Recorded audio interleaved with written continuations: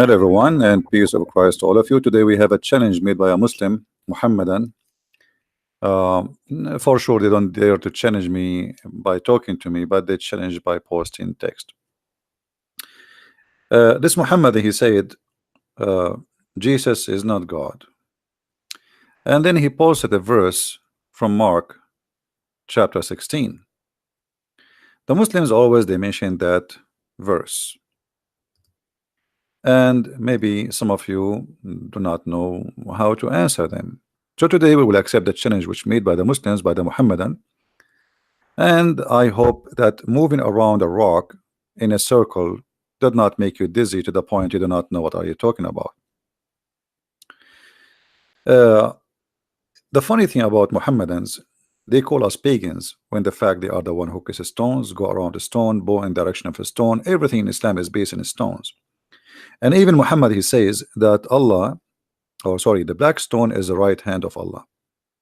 And even he said clearly that whoever touched the stone, the black stone, and the Yemeni corner, which in the other side of the Kaaba, it erased his sin. So stones erase sin in Islam. It's a very clear pagan cult, but yet they call us pagans. Now let us see what the challenge this Abdul he made. If we go to the book of Mark, chapter 16, verse number 17 and 18, it says the following. And this is exactly what he posted. He did not post chapter 16 verse 18 only. He posted 17 and 18. So we are showing you both together. And those things shall follow them, and that the believers in my name shall cast out devils. They shall speak in new tongues, and they shall take up a serpent, and if they drink any deadly thing, it shall not hurt them. They shall lay hands on the sick, and they shall recover. So the Muslim, he says, what I understand from his challenge, okay, I want you to drink something poison, and let us see if it's going to hurt you or not, because the verse is saying that. Always when the Muslims, when we show them a verse, they say, oh, you are taking it out of context and you are showing us something the verse does not say. But always when we explain the Quran, we show the Islamic interpretation for anything. It's not just we show either Ibn Kathir, Al-Qurtubi, Al-Tabari, etc. The Muslims, they don't do the same. The Muslims, they take a verse and they throw it in your face and say, look what it says. First of all, I can show you even from your Islamic books that the apostle of Jesus, they've been sent by Jesus and they spoke in languages. Even it says, and we can show the reference, that when they woke up in the morning, at night, they say to Isa, supposedly, how we are going to go and teach the whole world, and yet we don't speak the language of the whole world.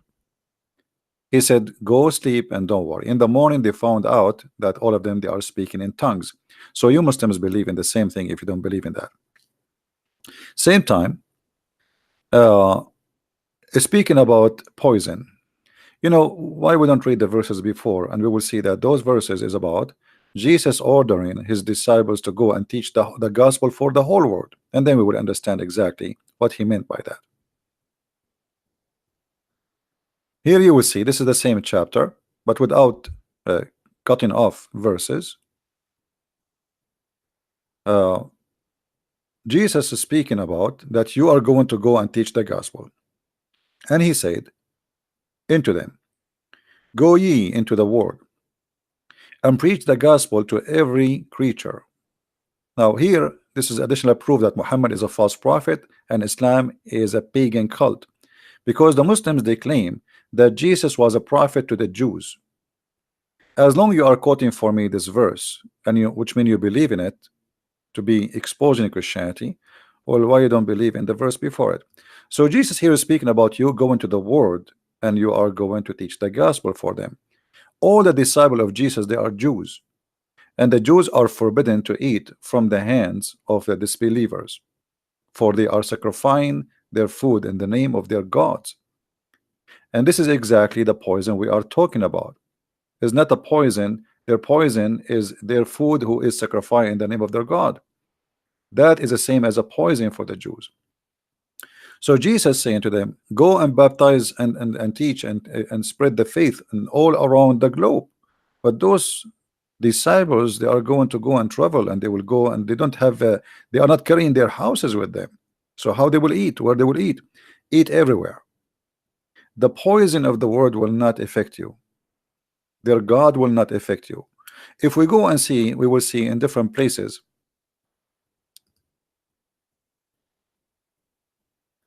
First of all, the Bible says it clearly. The scripture says you must not test your Lord, which means you cannot say, okay, God, I'm going to take a drink poison, and then I want to see if you want to save me or not. This is forbidden in the Bible. But this is not really what the Bible is speaking about. It's not about you go and drink poison and then you will not die, because the Bible makes it clear that you will die. Isn't it the Bible says that people will kill you, and they think by killing you they think they are doing a favor to God?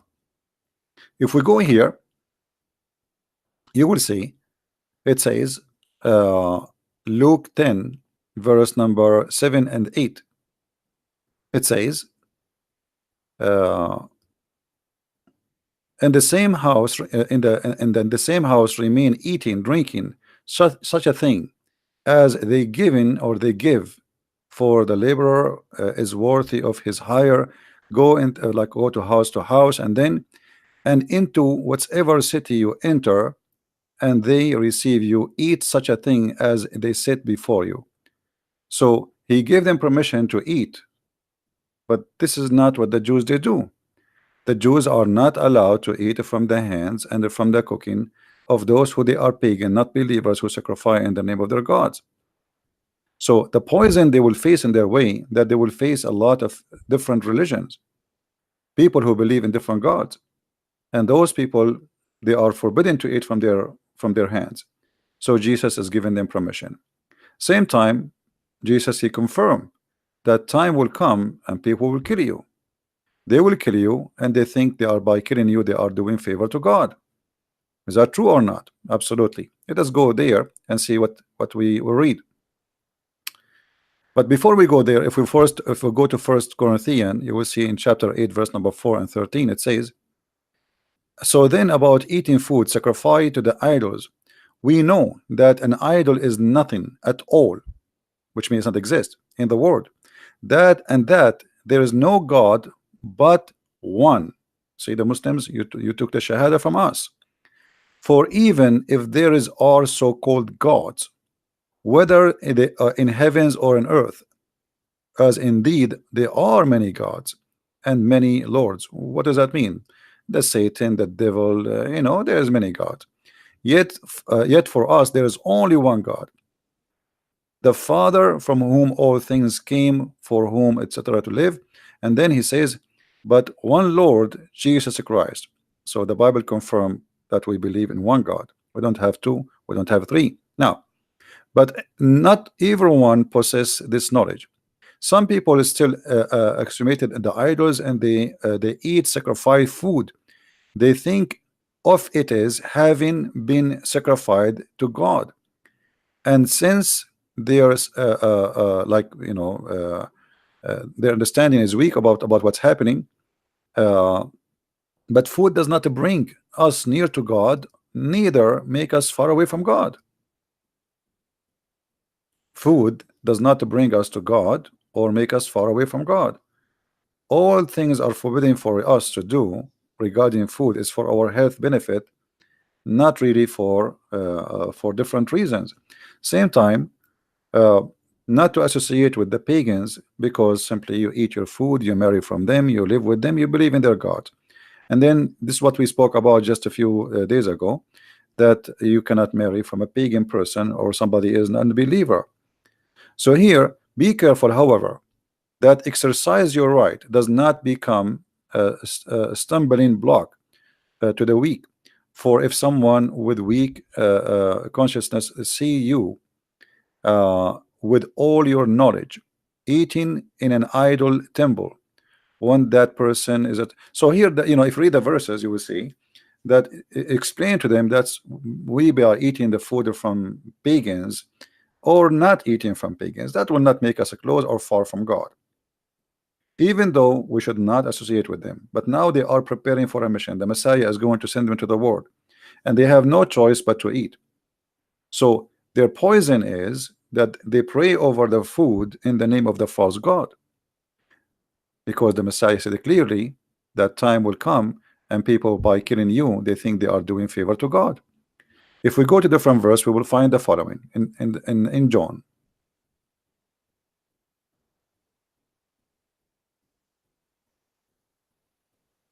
They will put you out of the synagogue. Indeed, the hour is coming when whoever's kill you will think he is offering service to God. So Jesus not only saying they will, he is saying you might be killed. He is saying they will kill you. The time will come and they will kill you. So they will be killed. They will be they will face death. And there's nowhere in the Bible it says that if you, because you are serving me, you will not die. So this is not what Jesus is saying.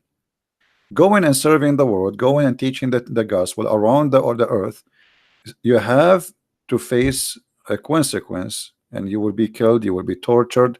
And this is exactly what happened. Even they give them as food for the tigers, for the lions, for the cats, and for the, all kind of beasts. They've been crucified. They cut their head, they cut their hands, they torture them. So did Jesus say nobody can hurt you? Absolutely not. So when a Muslim he come to us and say that this verse here is speaking about that you can drink poison and nothing will kill you and nobody can hurt you, this is absolutely false. This is not what it says. You will go and you will teach the whole world about me, and they will not be able to affect you with their poison, which means their cult and their religion and their teaching. Go and teach, and nobody can hurt you. In which way? Physically? No. Jesus himself was crucified. And Jesus here is telling them, I was crucified and you will be crucified too. And now it's time for you to go and teach the whole world. So how in the world you think, if we Christian believe that Jesus himself was killed, how the followers of Jesus will not face this death and die or can be killed? That will be silly and that will be stupid. All the disciples of Jesus faced death. All of them sacrificed or or tortured. Uh, so it's not up to you to explain for us of verses. You yourself, you do not know what it's meant. You see, when we debate with somebody, we debate him about his belief, not about what he think or what I think about the belief. Like as an example, once a Muslim told me the Torah is not the book of Moses. Stupid. What I can say, this is his what he think, but this is not Islam. Islam believe the Torah is the book of Moses. All right. So if you have his own thinking, this is a different story. I have nothing to do with me, or I have nothing to do with Islam too. Same time, when I speak about Islam, it's not up to me to think about Islam the way I want. I debate Muslims about what they believe, not what I believe, because I believe Islam is a stupid cult. That's it, you know. But they believe Islam is coming from the true God. So we debate them about what they believe, and when we see a verse in the Quran, we go and see what the Muslims, how they believe in it, what they say about it. Let us see what they believe. So do we Christians believe that if a snake did bite me, I will not die by poison? Absolutely false. Do we Christian believe that if we drink poison we will not die? This is absolutely far away from the truth. All what he is saying to them, that you are preserved by me. Whoever die and believe in me will live. They will crucify you, they will kill you. You go to the world, you preach the gospel, and their poison will not kill you. In my name you shall cast the devils. I give you a power. You shall speak in tongues, which means don't worry about you speaking languages of people who you don't understand. So a Muslim, he tried to make it the way he want, and that was supposed to will make him like laugh at us. However, the Muslim themselves, when they make such an accusation, they are showing us their ignorance, because their prophet, he made a challenge too to the Christians. Let us go first to the Christian challenge. Let us close some browsers because there's too many.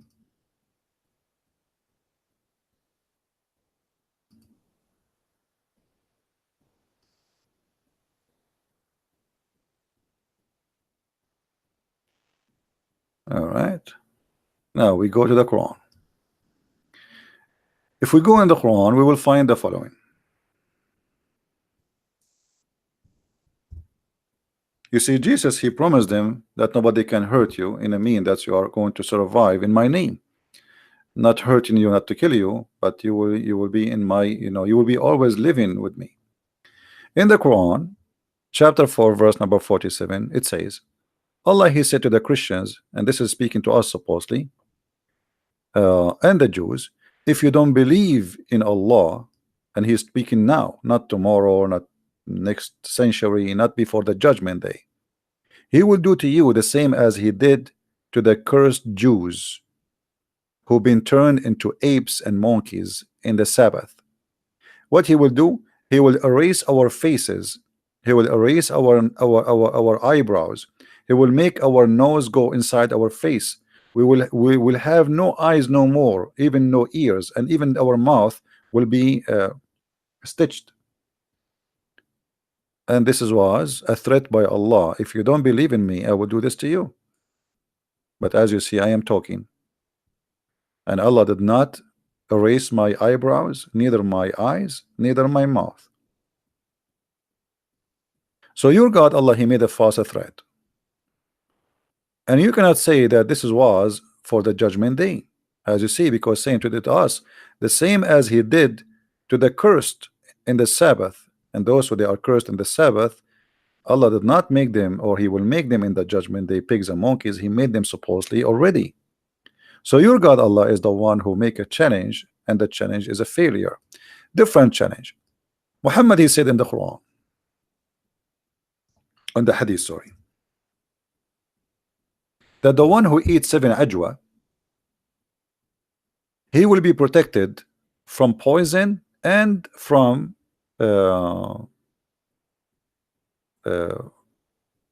magic. I challenge you to eat 7 ajwa and to drink poison. Do it if you can. You see, you are making a challenge for me, which is not valid, but this is about literally eating, and not only eating ajwa. He's telling you how many ajwa. Ajwa is the palm fruit dates, for those who do not know. If you eat 7 of them, nothing happened to you. And guess what? What make it more funny, and Muhammad get himself exposed, he himself, he died by poison.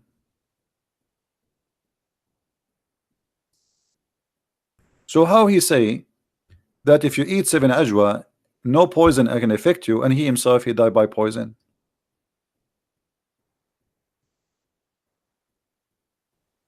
Do we have any Muslim have anything to say?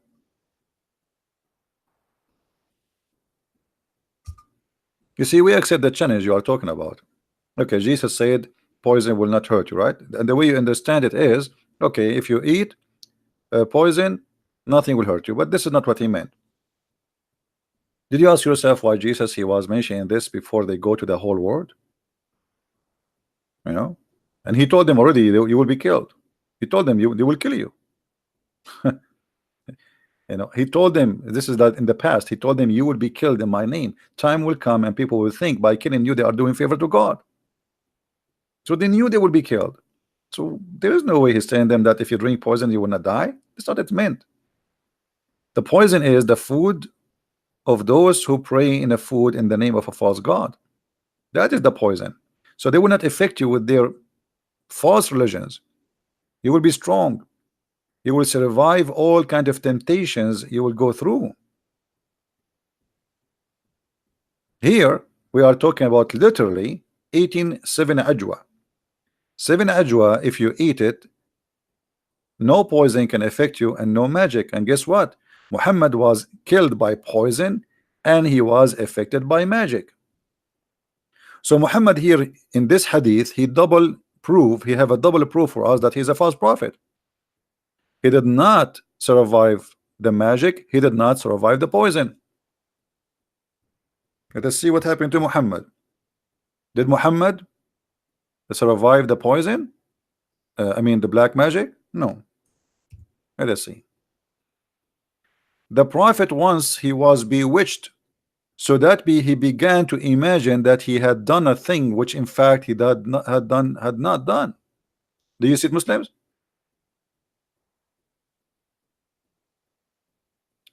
The prophet was bewitched. So if I say to a Muslim, you are following a bewitched prophet, should he be upset from me, guys? Is that an insult?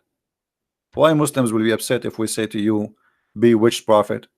Well, you Christian, you should from now on, you say to them, so oh, you are following the bewitched prophet. Can a Muslim says this is a lie? Can a Muslim he says this is a you are just insulting? This is what happened. And the one is saying that is his wife, narrated Aisha. Once the prophet was bewitched, and look what happened when Muhammad get bewitched. He began to imagine that he had done a thing. In fact, he did not. Okay. Do you know how dangerous this statement is? Guys, do you know how dangerous this statement is? Because if Muhammad is imagining things he had done, but in fact he did not, that means Muhammad cannot be trustworthy for whatever he say, because he imagined he spoke to Jibril, but in fact he did not. You know what I mean? How we can trust this guy after this?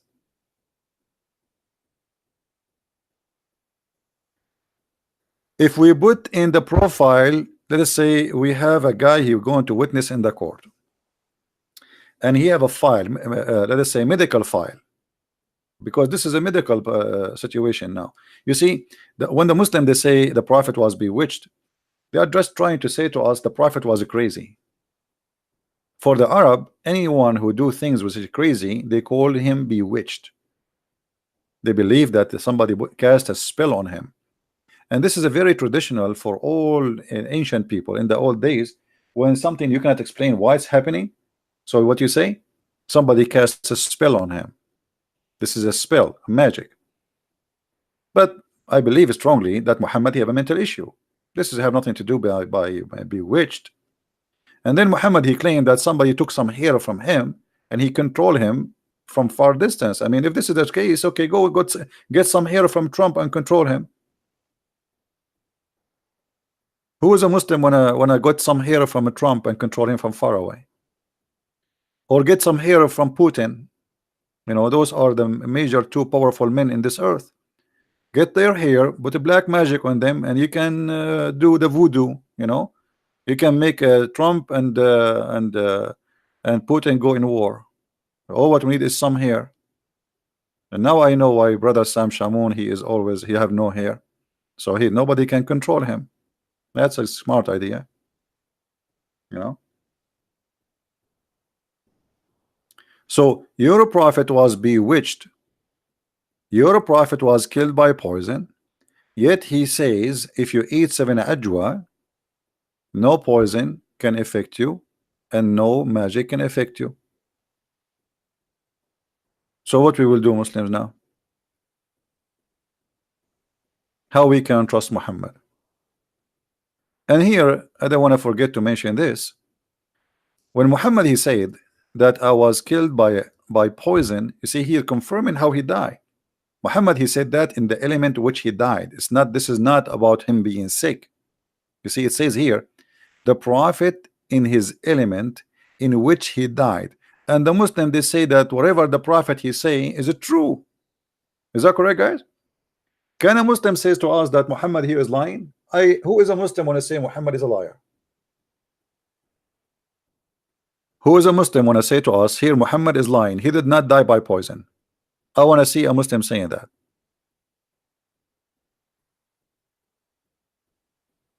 Anyone?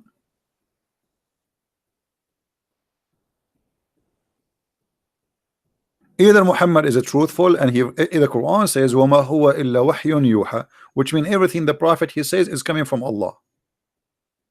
He don't lie. Okay. Muhammad saying I am dying because of the poison, and now, not only now, he says he used to say, you see the word it says you used, which means Muhammad keep repeating this not only once or twice. For him, he knew he is confirming he used to say I feel I feel the pain, which means this is a pain he felt since he had the food in Khaybar, which is a poison was given to him by a Jewish woman, which Muhammad he killed her tribe and her family. The food I ate at Khaybar, and at this time there is something different happening. I feel as if my aorta is being cut off from that poison. Okay, but the Quran says that if Muhammad is a liar, Allah is going to cut his artery.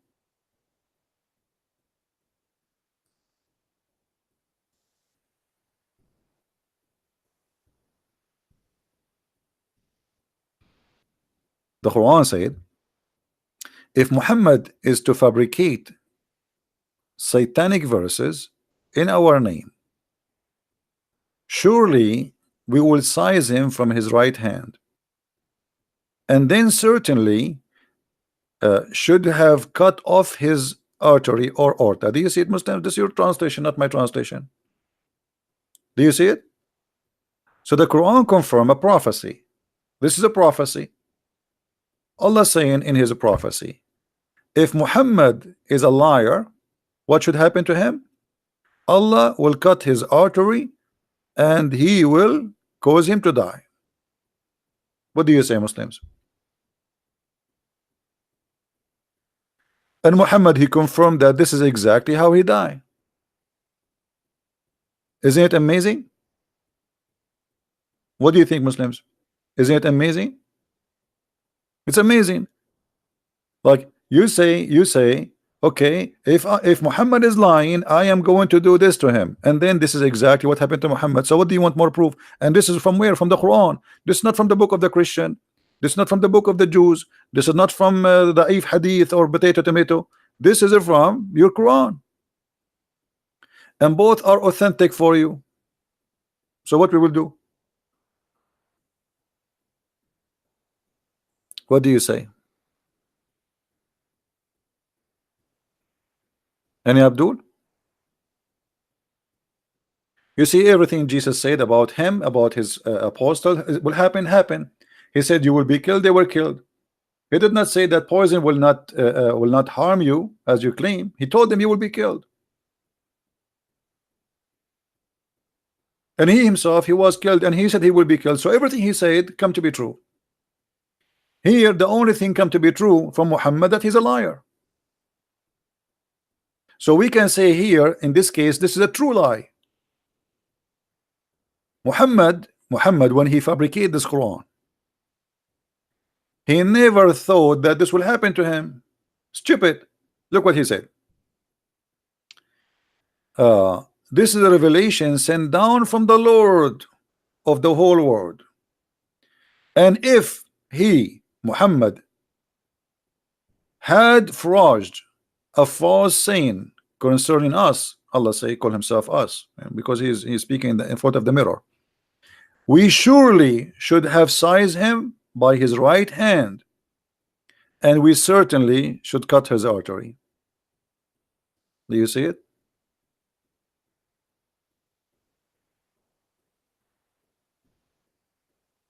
Any Muslim have a comment? Who is a Muslim here in the chat? I see the guy there, his name is Nat. Hey Nat, are you a Muslim, Abdul? Nat Tuner, are you a Muslim? Because I see you are saying to challenge me, not challenge me. Why you don't call me? If you want to call me, feel free. Do you like to call me Nat? Or you are challenging yourself in the text?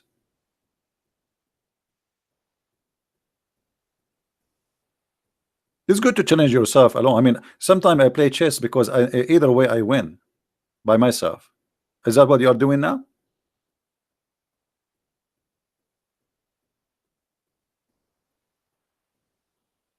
Huh?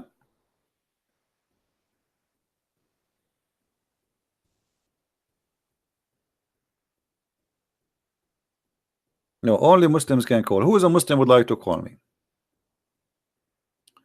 Who is a Muslim would like to call me? Let me open my Skype. Give me a second. I mean, sorry, my pal talk.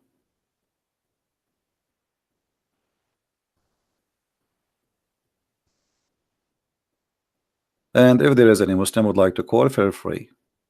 We will be happy to have you.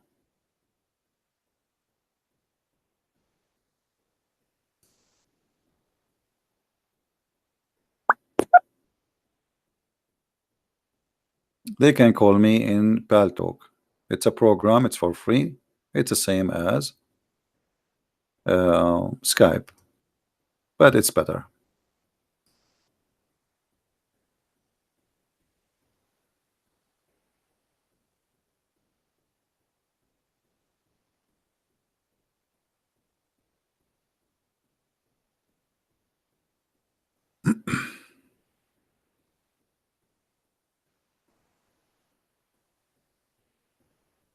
Any Abdul?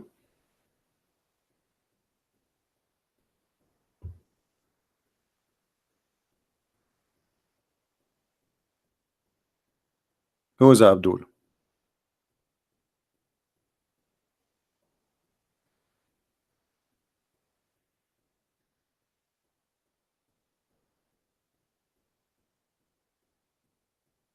Let us see. We have someone here. Let us ask him first if he is a Muslim.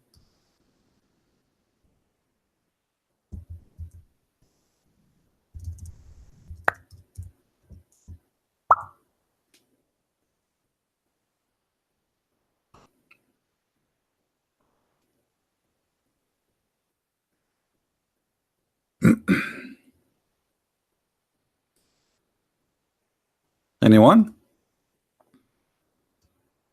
Isn't it amazing that Muhammad, he predict that he is a liar and he will die in a certain way, and he die exactly as he predict, as a liar?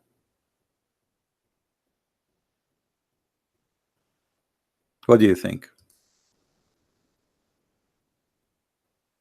I am with Muslim knowledge. Yes, what does that mean?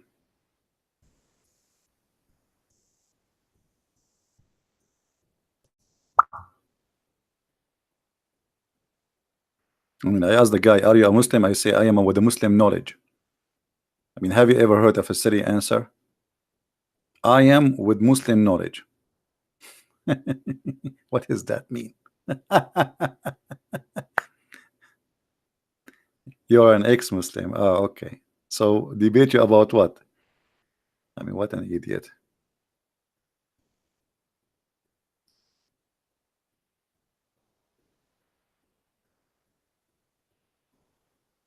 Do we have any Muslim would like to go to call us? My pal talk is open. Huh? Who is a Muslim? He have a knowledge. He can challenge us. Anyone?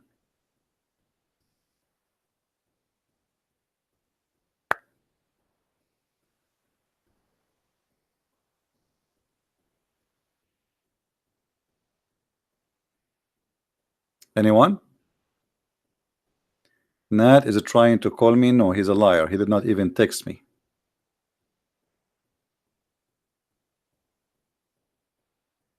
Who is a brave Muslim? He is willing to call us. And you know what? We can have an open challenge. I mean, you give me anything you want about Muhammad to prove to us that Muhammad is a prophet. Forget about our topic. No problem. Forget about Muhammad, his artery cut off, for he is a liar, as the Quran said. I'm not going to talk about it if you want. Who is a Muslim? He have the courage to call me.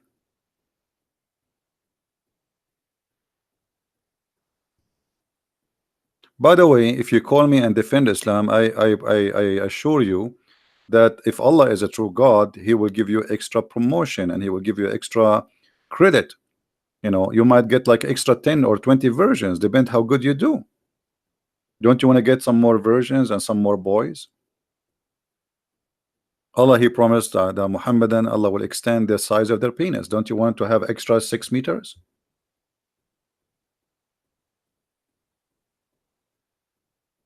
Anyone? Okay, look like the Mohammedan are very shy. You see, the Mohammedan, they have a big mouth attacking us, but they have nothing. They have a very funny cult. They have a very funny cult. They have a God who is stupid. He says stupid things. And what I see in front of me is stupid. I mean, How you say if Muhammad is a liar, I will cut his artery, and then Muhammad later he died by the same way? I mean, don't Allah know the future? Somebody give a call to Allah, say, Allah, hey, take the verse, take it off. This is a problem. It's stupid. A Christian prince will read it. Hello? You need to pay to use Paltalk? No, Paltalk. No, there is membership if you don't want commercial in your Paltalk. That's all. It's for free. There's paid membership and unpaid. The difference between them, you don't receive a commercial. It's for free, and I'm using the free one, and I'm using Paltalk for many years. So what do you think, Muslims? Anyone? It says just text me, no problem. I am offline or online, don't worry about it, just text me. What's your business if I am online or not? Just text me.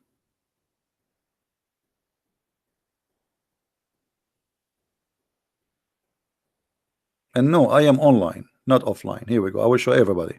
See, it says I am online. So why you are lying, guys? Does it say online? Look, even the LED light green next to my name, and it's flashing like we. So stop lying.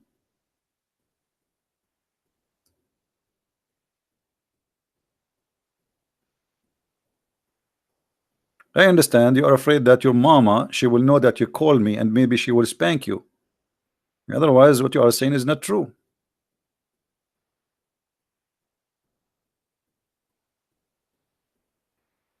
So who is a Muslim wanna call me? How Muhammad he predict?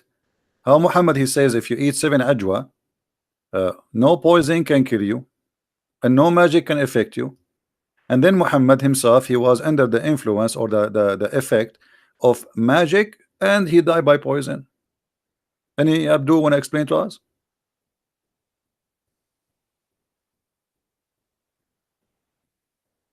Anyone?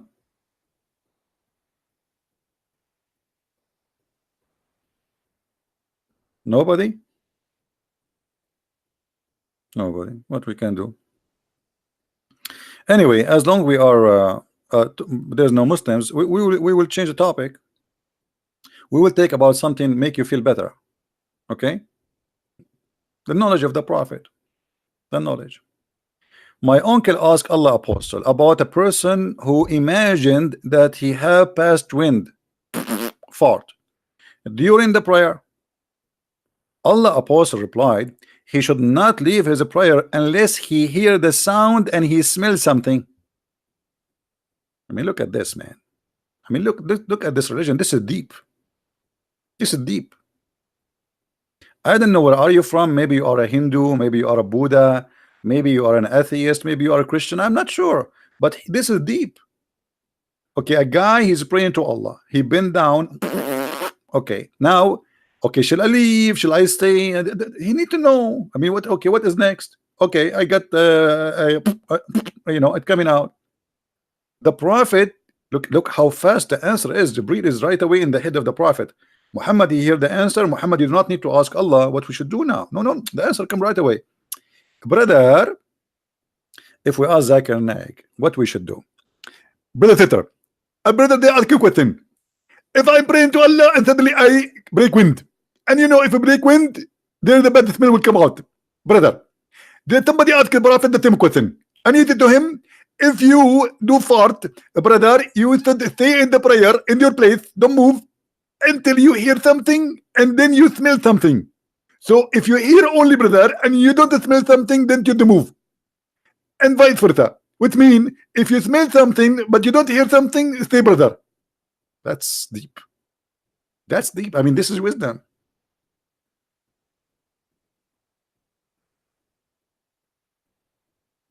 We should have changed the name of the book for al-Bukhari to call it the book of fart.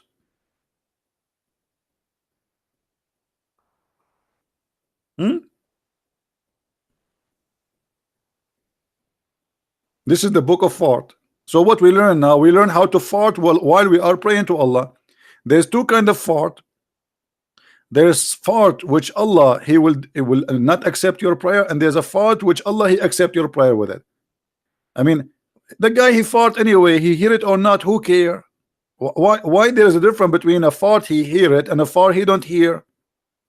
He felt it.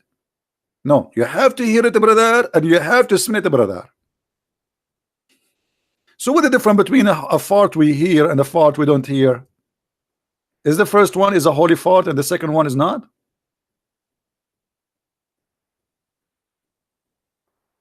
Hmm?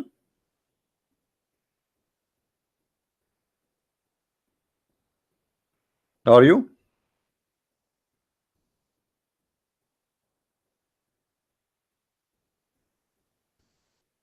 Any Muslim?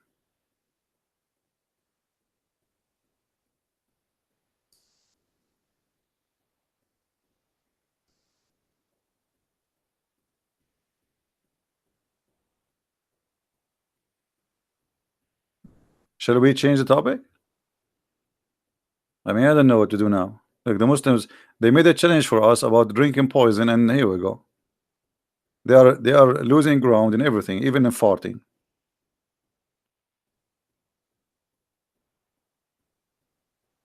And by the way, why Allah will not accept your prayer if you farted? I mean, I mean, the fart is inside you or outside you. What does make a difference? Actually, fart outside you is better than fart inside you. You know what I mean, guys? You have fart anyway. I mean, if the fart is inside, it's inside your body. You think you made wudu, brother? You clean yourself? You are not. You are full of fart. So now, when you keep the fart inside you, and what do you mean? Like now, he is praying to Allah. Is the fart will go with the prayer to Allah? So Allah he opened the prayer and the hachu and like garlic fart. What do you say, Abdul?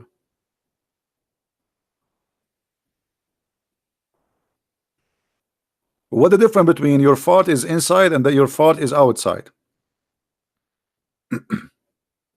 And why? By the way, Muhammad he said many things which is amazing. As an example, the angels of Allah they hate garlic.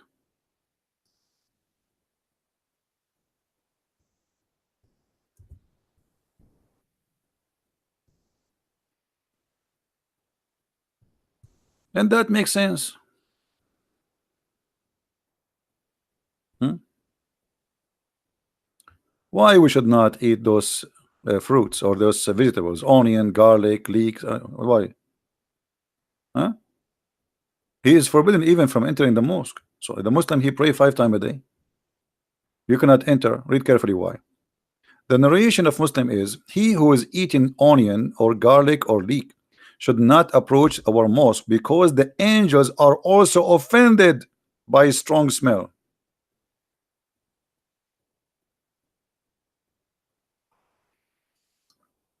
Guys, do you know what I do when I want to commit sin? Just to be honest with you, I eat garlic. I commit sin. The angels are not there because they cannot stay around with the garlic. Look like the angels of Allah, they are Dracula.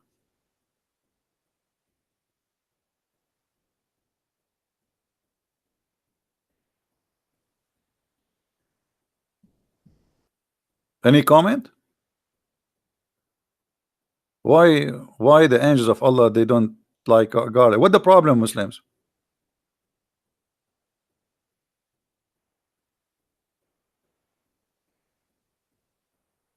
Any Muslim have an idea of what the problem between the garlic and the angels? Why? What is the difficulty? What is that? I mean, it's a stupid garlic. So what do you mean for? Is the angel going to sniff me? What is that? I mean, he will not smell you unless he's getting close to your mouth. Well, why the angel is going to go there? What the angel is doing exactly? The angel who have 600 wings and he covered the horizon as Muhammad described, he will be offended by garlic. The earth is full of garlic, so that means the angel cannot come to the earth. And not only garlic, my friend, garlic and onion. Onion, why? Leek. Let us Let us search for the leek plant.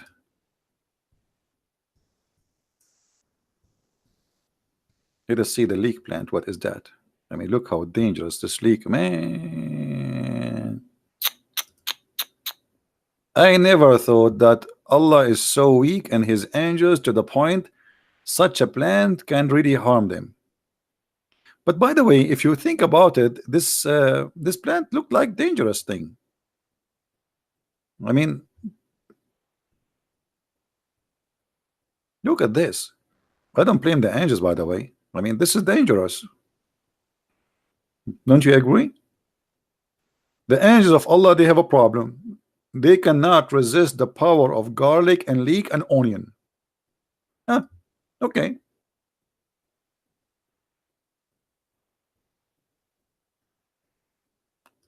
There is a wisdom behind this. But maybe Allah, he designed the angels and they have like a weakness when it's come to those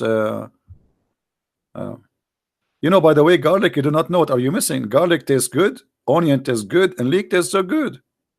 You angels, you have no idea. What are you missing?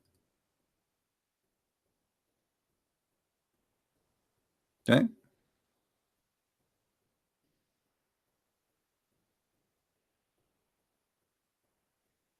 Somebody from Indonesia asking me to speak about the Kaaba is the first house of worship.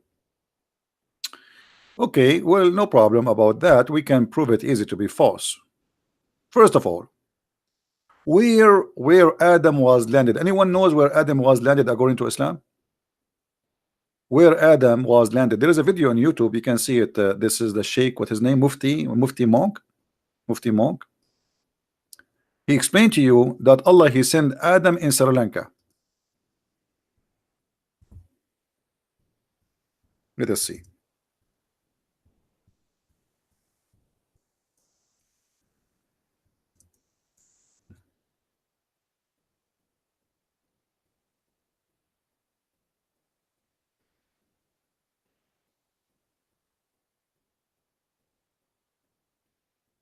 Islamic landmark. Islamic landmark website. The Muslim believe that this is the footstep of Adam. And by the way, the footstep of Adam, I mean, this is weird. I mean, there's only one footstep. Look like Adam at that time was like a kangaroo. Why only there's one footstep? What happened to the rest? Any Muslim have an idea? And now they are fighting with the Buddhas about who this temple belonged to who. The Muslim, they claim that this is belonged to Adam, and the Buddha, they say no, that supposedly something have to do with the religion too. So look at this. This footprint is 5.7 by 2.6, is believed to be the footprint of Prophet Adam. Peace upon him. Or this is different now. Upon him peace. Upon him be peace. This is different English. Who was said to be 60 cubit tall. Okay, I'm gonna go with you, Muslims. Adam is 60 cubit tall. He is doing what in the top of this hill? I mean, he cannot even stand. He will fail. The wind will push him. This is small, tiny, little hill. Adam was there stepping here. Why? Is that the elevator supposedly? So Adam, he sent down by Allah by the parachute, and then he landed here. What happened?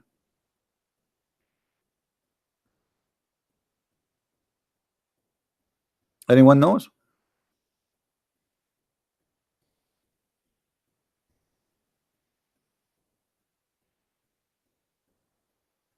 Why you did not accept my I think this is the kid Gigi. let us laugh together. Hold on. Just to laugh.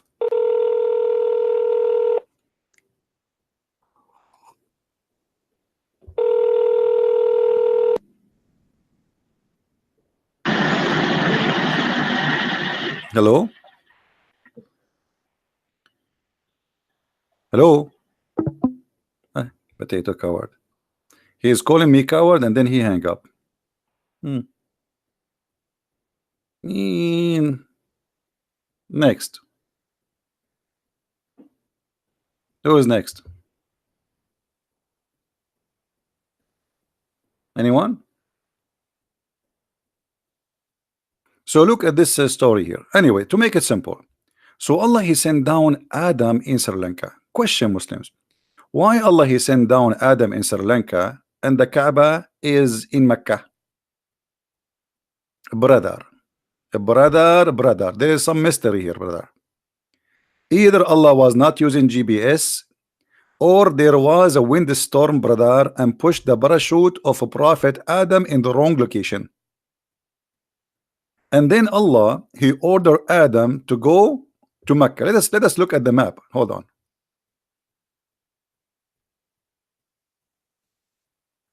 Uh,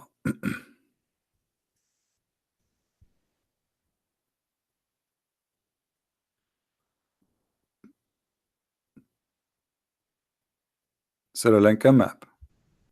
All right. So I want the Mohammedan to focus with me carefully here. So this is Sri Lanka. Okay. But here Sri Lanka is an island, is totally an island. How Adam was able to go and pass the sea? Any Muslim can tell us. This is the first man, there's no ship, there's nothing. He was landed here and now he have to move to the other side. He have to go to India. Any Muslim can tell us how Adam was able to go all the way?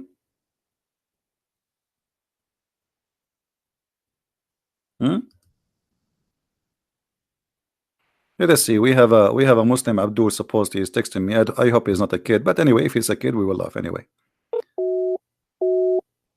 Oh, he's busy. Oh, he says he is using older version of Paltalk that does not support. Okay, he have to update his Paltalk. Let's try again. No, it's not working. Any Muslim can tell us how this happened.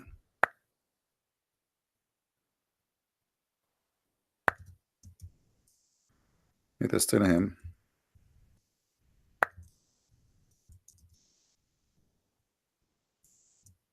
That you need to update. Oh, I was typing in Arabic, you believe it? All this type. Do you hear me in Paltalk? Okay, update your I mean, you heard me in YouTube. Update your Paltalk.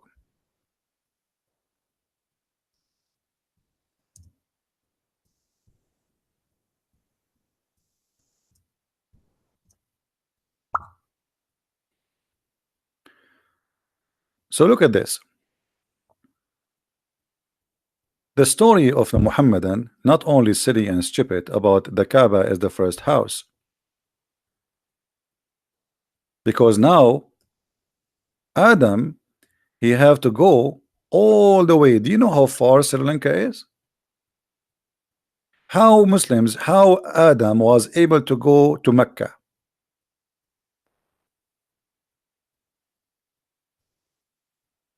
Any Muslim can tell us.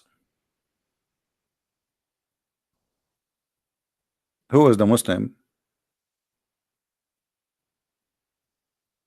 can tell us how Adam was able to go to Mecca?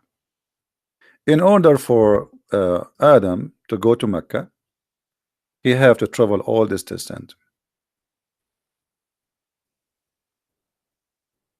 He have to cross the sea, and at that time there's no ships. This is the first man supposed in earth. And then he have to cross all of India. There was no Pakistan. This is a new state. And then he have to go to Persia. And then he have to go to Babylon land. And then he have to go to Saudi Arabia. And he go to like this and like this and like this. How many years will take the trip? And how he can cross the sea walking? Do we have any Muslim? Either you have to agree that this is a lie. Let us see this guy. It's the same.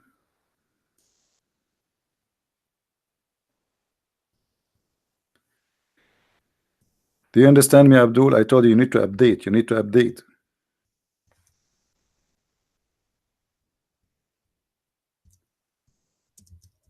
Slow people. Any Muhammad I can explain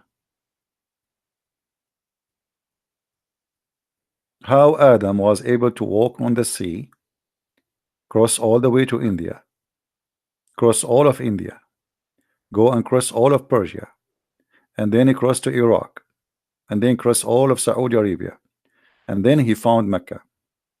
How he even knows that he should go to Mecca and what is the direction? Any Muslim have an idea?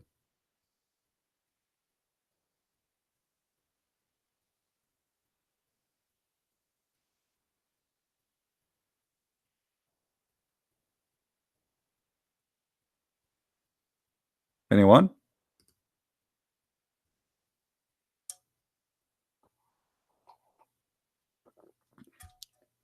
And by the way, anyone knows where Eve was landed? Where Eve landed? Anyone knows?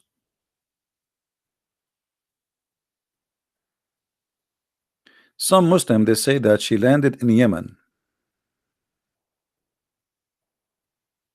I mean, look what Allah did. He sent the guy here and his wife here. What happened? Maybe the spaceship broke like before they arrive or something. Adam now here and his girlfriend is here. What? And how he found her later? How they met? Do you think they text each other in WhatsApp? Muslims? I mean, you Muslim, you claim that you have authentic books and you have authentic religions, and your authentic is nothing but a stupid fairy tale story. What Adam have to do with Sri Lanka? I will tell you what Adam have to do with Sri Lanka, because Islam, the roots of Islam is from Sri Lanka. This is the truth. The root of Islam is coming from Sri Lanka. It is a Buddha religion transformed through India all the way to Saudi Arabia. If you look carefully in the map, let us do this.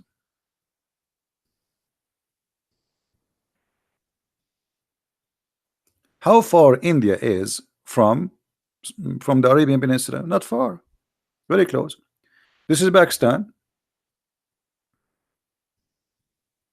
This is Pakistan, and this is the Arabian Peninsula.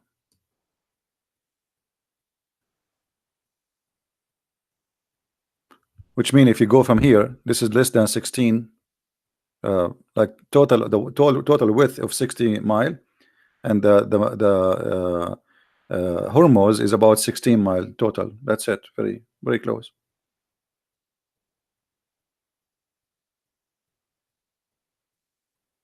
If you look at those who they call them Arab today, you will find that they look, especially in Qatar, Emirat, Bahrain, they look like people from Sri Lanka and people from India. Let me show you, or Pakistan specifically.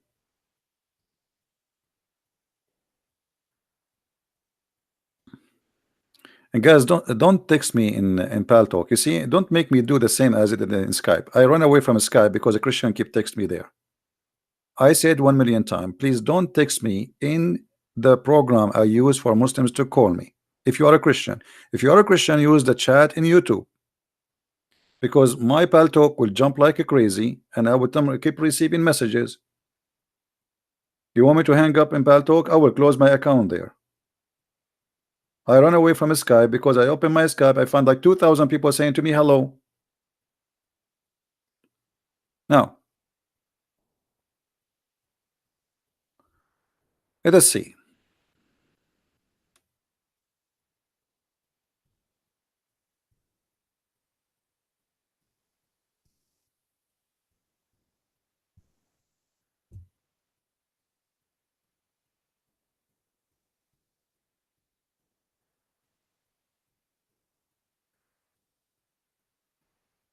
If you look at those faces, don't you think you are seeing someone who is from Pakistan?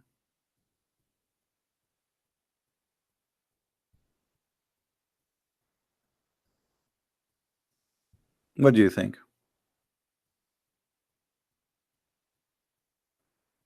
Is that really an Arab, as they call them Arab, or this is a Pakistani boy? He's a Pakistani boy. This is his father. Their hair, their mustache, their everything. They are Pakistani. There's nothing called Arab.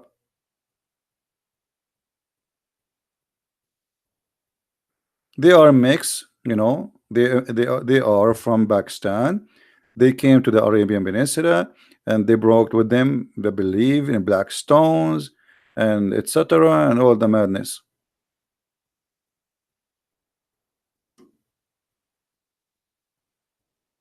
Hmm? Any Abdul have something to say?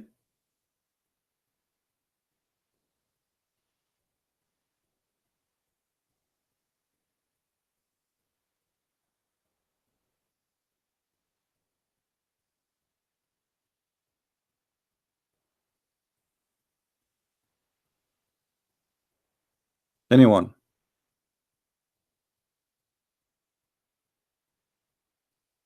Anyway, we go back to the Quran where it says that the house of Allah, the first house of Allah, is the Kaaba. The Quran doesn't say that. The Quran says something different. Look what the Quran said. The first house which Allah He built is the house which is in Mecca. Where is Mecca? Where is Mecca? The Muslim they say that this is now Mecca. It doesn't say Mecca. It says Mecca. Read with me. Okay, did it say Mecca?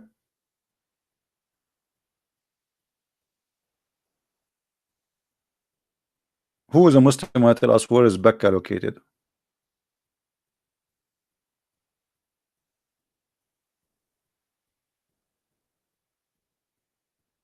Any Muslim have an idea?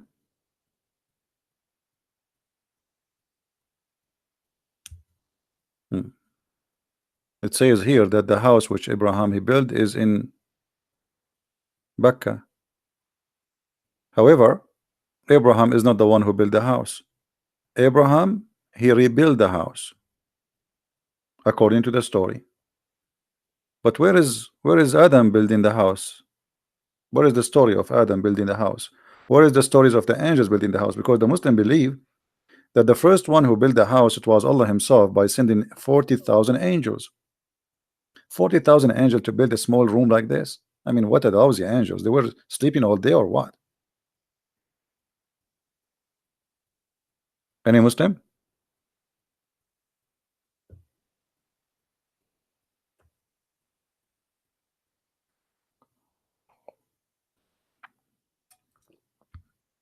Any Muhammadan? So all these fairy tale stories about Adam, Abraham, he went to Mecca, and then you make it Mecca. You are even confused about the name of the city. Is it Mecca or Mecca? Hmm?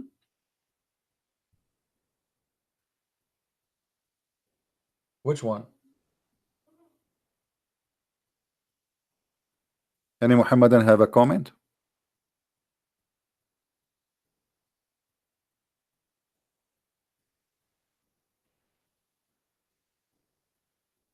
What is the proof that this is about Mecca? Where we can find the reference that Mecca is Mecca? Anyone?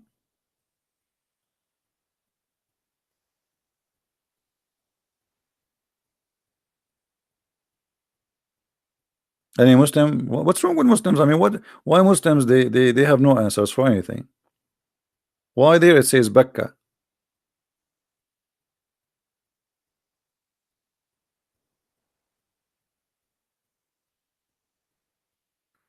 Do Christian friends talk about Jewish Kabbalah or Talmud? Why I want to talk about it? Give me a reason to talk about it. We don't believe in Talmud anyway. The Talmud is a stupid book, the same as the Hadith and of Muhammad. And the Jews are going to convert to Christianity sooner or later. What is left of them is very few. Any Abdul? Edward, if you keep posting this, I will block you from the chat. Just to let you know. Do we have any Muslim here have something to say?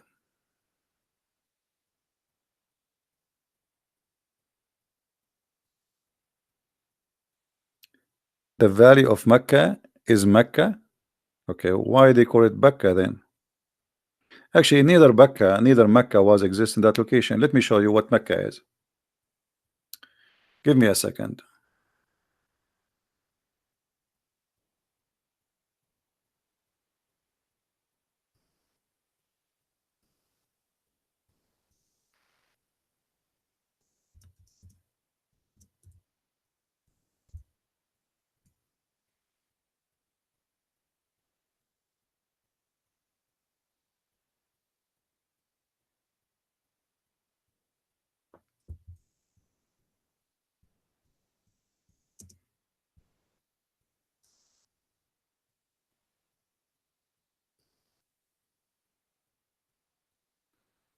This is the temple.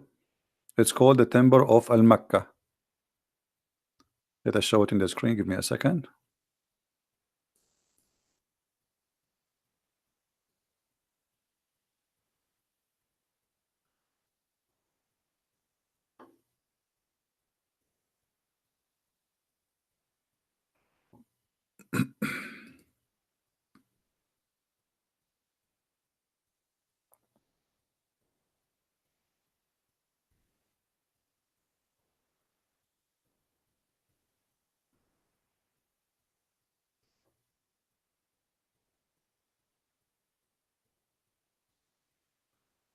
All right.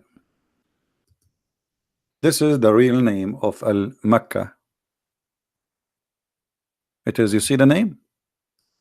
As you see the name. What is the name of the temple? Al Mecca. Read it to me carefully. This is a temple for the moon god in Yemen. And the Kaaba, the Muslims they have, is a counterfeit of this temple. They took stones from there, so people will not go and do visiting. They don't have to go there to visit this temple. As simple as that. The temple of Al Makkah, the same name. This is the temple. Muhammad, he adopted the same religion which was exist before him, which is worshiping the moon god. And the Arab before him, long before his existence, they practice this. They bring stones uh, from that place, and they told people that's okay. Now you do not need to go and do Hajj, and then we will see. This guy is saying he is a Muslim from Lebanon. Let us see if this is true or not.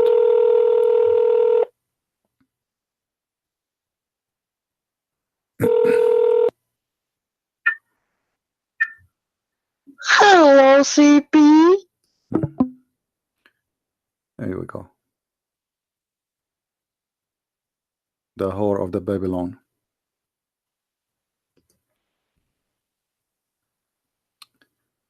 Let us block you, and we will block you in the chat. So you are calling me and you are saying to me, call me to say to me this. Are you happy now? Do you feel better? Are you going to sleep in your belly now, or in your stomach, or in your back? Look how silly, stupid people are. Anyway, this is why always when I say to women or men, be careful when you get married. Imagine you marry such a potato like this. Imagine you get a donkey like this to be your husband. You will be so proud to have him as a husband. I mean, there's no way. I mean, you would be so proud about him. All right. Any Muslim have the courage and the knowledge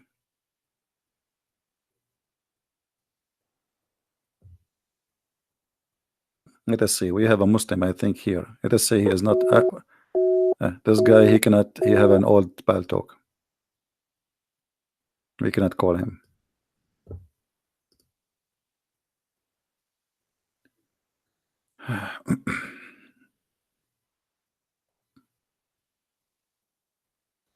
Somebody says to me, a Muslim, he said to me that Jesus was a Muslim because he fast 40 days. Well, ask him, the idiot, if Jesus fast 40 days, so why you fast 30?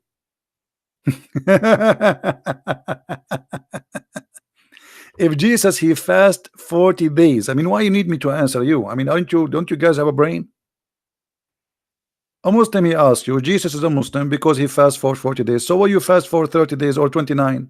Because they fast moon calendar. If did Jesus fast by the moon? Jesus he fast for 40 days. Secondly, you Muslims don't fast. None of the Muslims they fast. Islam they don't practice fasting. Ramadan is not a month of fasting, it's the month of eating. You can go right now and you can search in Google. You will find that in the month of Ramadan, food price in the Middle East goes skyrocketing. Why? Because the people there eat more. All what they do, they switch the day and the night, and that's it. There's no fasting. This is not fasting. What does this have to do with fasting? They sleep all day, they eat all night. They make their last meal early morning. Okay, I eat myself. I eat once every 24 hours. I do real fasting. Do you? You don't. In the month of Ramadan, every Muslim he gain weight. Where is the fasting? Price food go crazy in Ramadan. Is that because you are fasting or because the high demand?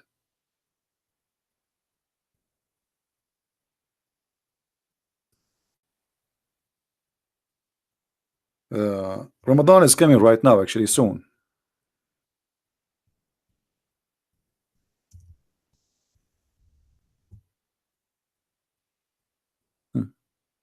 Read with me. This is the news. This is not my news.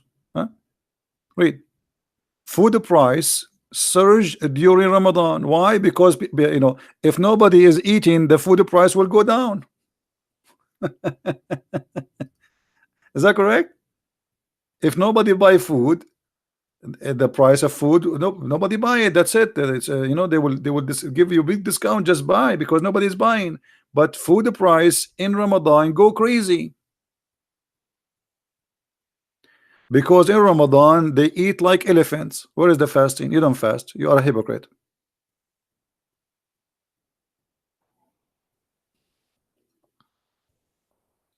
Muslims they never have a fast. And by the way, why Muhammad was used to fast Ashura and then he replaced by Ramadan? Any Muslim can tell me? How if you fast Ashura, Allah forgive your sin, and suddenly Ashura became not important? What happened? Even if you fast the day of Ashura, just one day, Allah forgive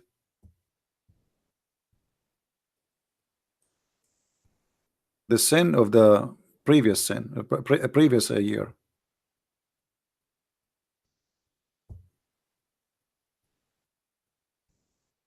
Have you ever heard of such a deal? Huh? I heard Ibn Abbas when he asked about the fast of Ashura. Say, I do not know the Prophet fasted any day because of etc. except by the mean of the month of Ramadan and the day of Ashura. Okay, what happened to Ashura, Muslims? Anyone told me? Anyone can tell me? The Prophet he observed the fasting of Ashura. What is Ashura? Who is a Muslim can tell me why your Prophet he fast Ashura? Anyone knows why?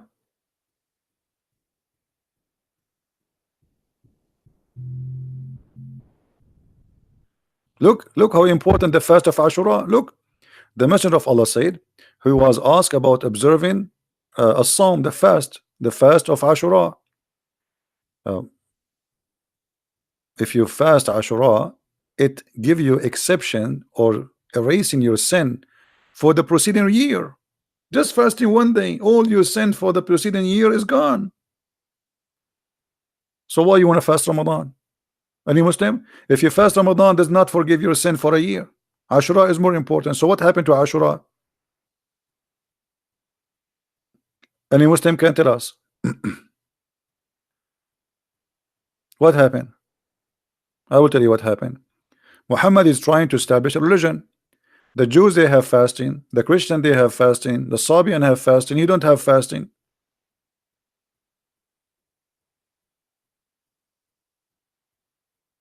So he chose a day which was a practice before him. According to Aisha, the pagan Arab, they used to fast Ashura. Now I want to ask the Muslims, what is Ashura? Anyone?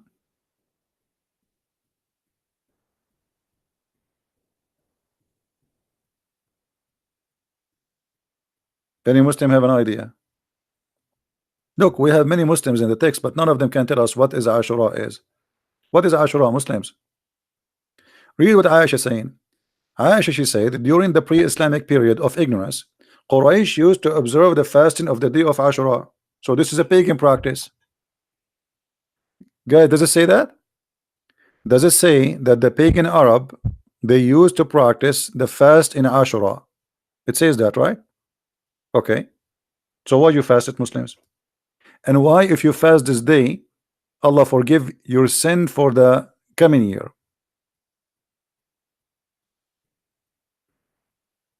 Anyone knows?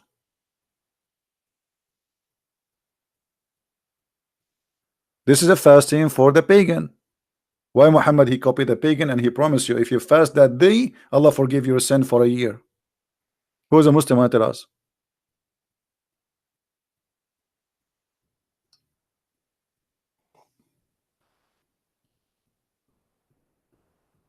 Anyone? Didn't know. Islam is the most silly cult. I assure you, every Muslim now down in the chat is searching Google, Prophet Google. What is Ashura? Who is a Muslim? Tell us what is Ashura. Look at them. How many Muslim in the chat? Not even one of them can tell us what is Ashura. What is this Ashura day? What does that mean? Hello? You tell me if I open my Skype. Okay. Well, my Pal Talk is open. You can text me. You can call me in Pal Talk. It's the same. Any Muslim can tell us what is Ashura and why the Arab, the pagan Arab, they observe the fasting of the day of Ashura, and then Muhammad, he took it and he accepted this day to be a fasting, and he said if you fast Ashura, Allah will forgive your sin for the whole year. Anyone?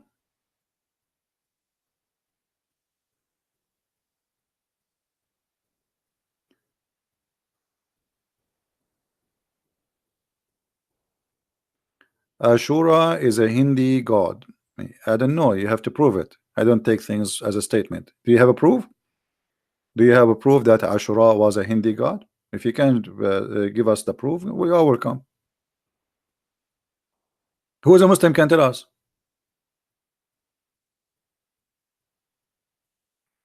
So look what Muhammad said. If you fast this day, Allah will forgive your sin for a year. So how you dump it? Why it became not important? And why the Arab are fasting it?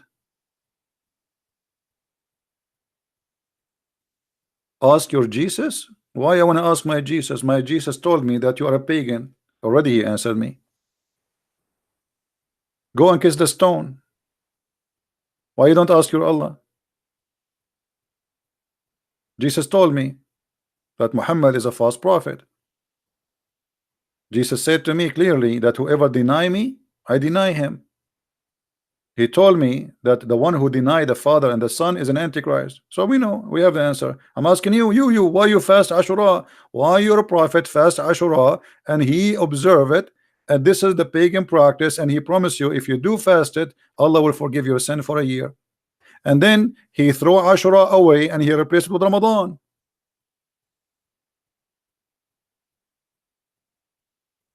Any Muslim have an answer?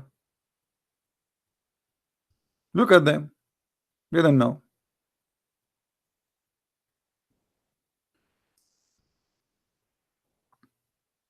Any Muslim know? Are you telling me, Muslims, that you do not know? Are you serious? Not even one of you knows what is Ashura is about? No, Abdullah Samir, you cannot call me. Until now you do not know if the circle is a flat or not. You think the circle is a flat when the circle is a virtual space. You are not better than the Muslims, by the way, even if you left Islam. Don't think you think you're better. I know that David would speak nice to you. For me, I don't play games and I hit in the head. You are no better. You are false like them.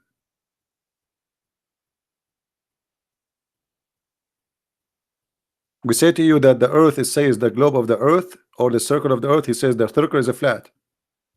And he think he's smarter than the Muslims supposed, and he left Islam. You are the same. The circle is a flat. Why? Is it an object?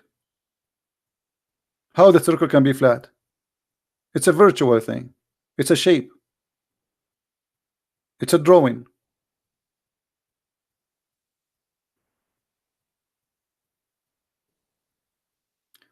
Anyway, so do we have any Abdul want to say something to us?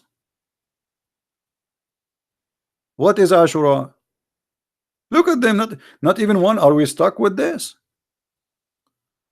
Muhammad, he liked Ramadan, he left Ashura. What this guy is doing?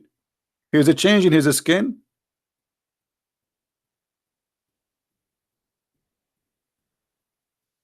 No, Samir, I am not like you. In the back you say something about me, and in front of me you are so nice and so gentle.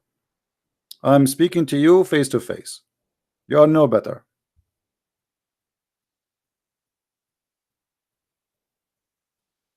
Quraysh used to fast the day of Ashura in the pre-Islamic period, and Allah Apostle too used to fast on that day. When he came to the Medina, he fasted that day, and he ordered that to be fast too. Later, then he fasted the month of Ramadan, and he gave up the fasting of Ashura. How you can give up the fasting of Ashura? Was Muhammad fasting Ashura by the order of Allah or by the order of his own self? Muslims, when your prophet was fasting Ashura, and then he left it and he decided to fast Ramadan, where Muhammad is getting this from? Where he receive an order saying you can fast Ashura, and then he receive an order says don't fast Ashura? Any Muslim can show me.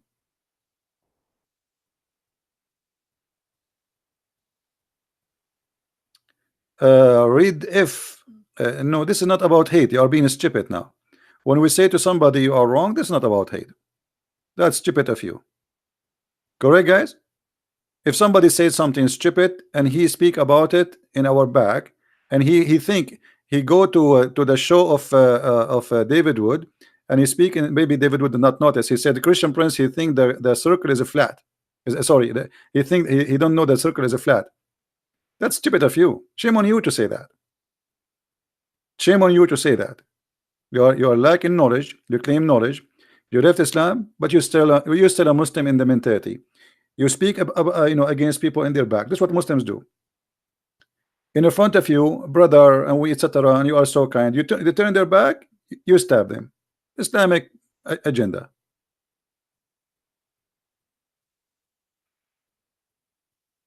You did not leave Islam yet. You have the same mentality. So any Muslim want to tell us?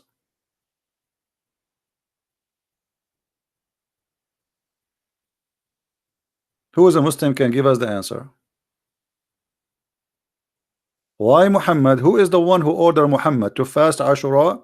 And who is the one who ordered Muhammad to stop fasting Ashura? Any Muslim can give me a reference.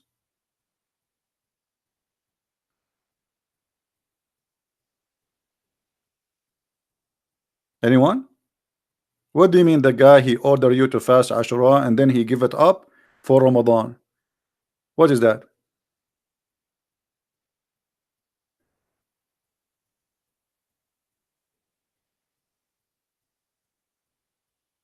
No answer. So look, they do not know why they are praying to the Kaaba. They do not know where this black stone is coming. There's nowhere in the Quran is mentioned the black stone. Why Allah did not mention his holy stone? Why Allah forgot about something so important? You don't know. You don't know. It's a book of ignorance.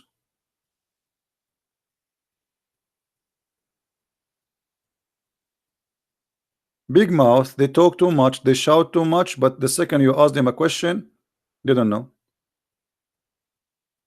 Look, in different place, look what Muhammad said. Or this hadith saying here. I heard that Muawiyah ibn Abu Sufyan. Anyone knows what Muawiyah mean? I mean the one who lead the Muslims, his name is Muawiyah, which means a female dog. Okay, let it go. In the day of Ashura, during the year of he performed Hajj, saying, "O the people of Medina, where are your religious scholars? I heard Allah apostle saying that this day of Ashura, Allah has not enjoyed it fasting on you, but I am fasting it. You have to choice, they have the choice either to fast or not to fast. Okay, here we go. Allah did not enjoy the fasting of Ashura. Muhammad fasted. Why? Muslims, why Muhammad he fast the day of the pagan? Any Muslim can tell us? Aisha, she confirmed that this is the day of the fasting for the pagan of Quraysh. Read with me carefully. Why Muhammad he enjoyed the fasting of the pagan? A Muslim saying to me, why you cannot explain Hebrew 5:7? Who said we cannot explain it? But why you are changing the topic? I mean, look at you. We talk about tomato, you switch.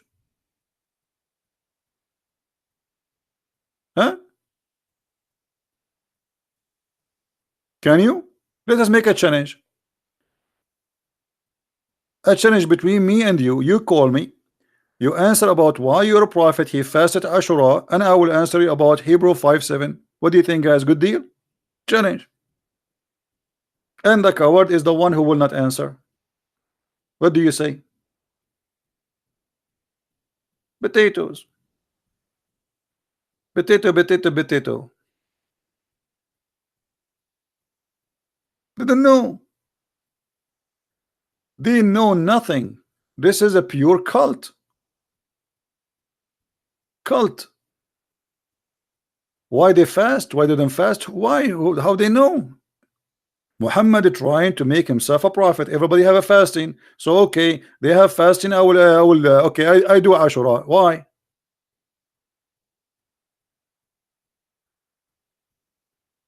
Any Muslim have an idea?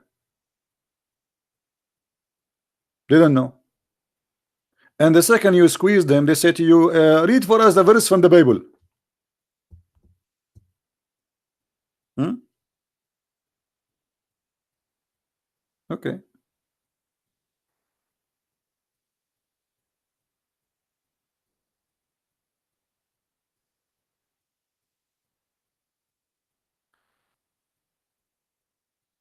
And Abdul,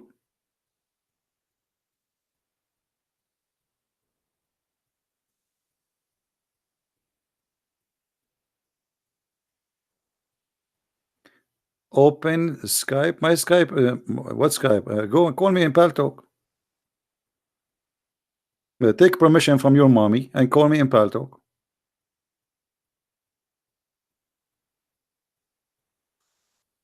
Do we have any Muslim?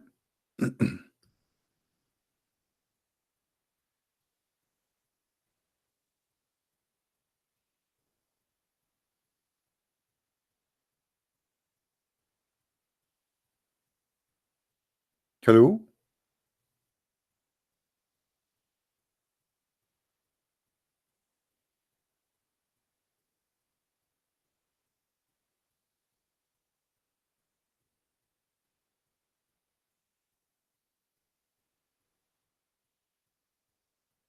Who is a Muslim want to tell us?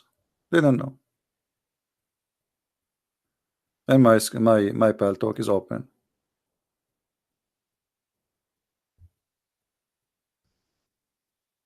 What a stupid cult.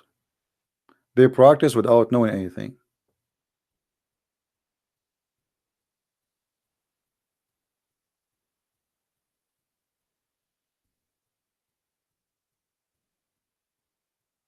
Anyone? Okay. What about Ramadan? Why you fast Ramadan?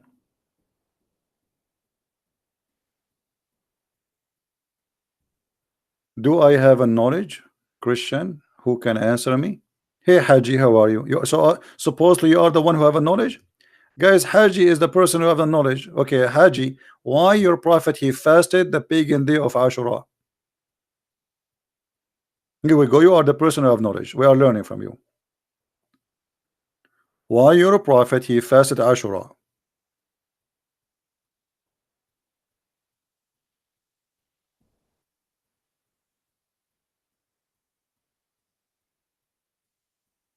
Are you going to answer me, Haji, or you are just a text Haji?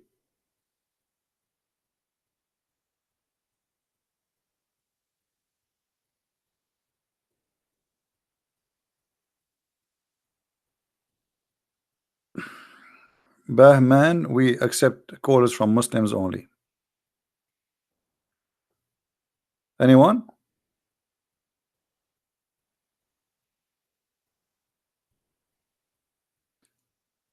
Are you serious? Just to challenge me in front of your disciple, and the only way to fulfill it for you, open your Skype, but you refuse. You are an idiot because I have Paltalk open and it's the same as a Skype. Call me. You are being stupid now. Anyone wanna call me? You can call me in Paltalk. It's a free program, the same as Skype. And my Skype, my Paltalk is open. Here we go. And this is my name in Paltalk for those who wanna call me. And I am online. Who there? Stop being a coward. I'm waiting for a Muslim to tell us why your prophet he chose to fast this day. Okay, if you don't dare to call me, what about you answer me in text? Why your prophet he fasted Ashura? Who wanna tell us? Anyone? Who is a Muslim who can give us in the text in the chat why Muhammad he fasted Ashura? Look at this religion. They don't know.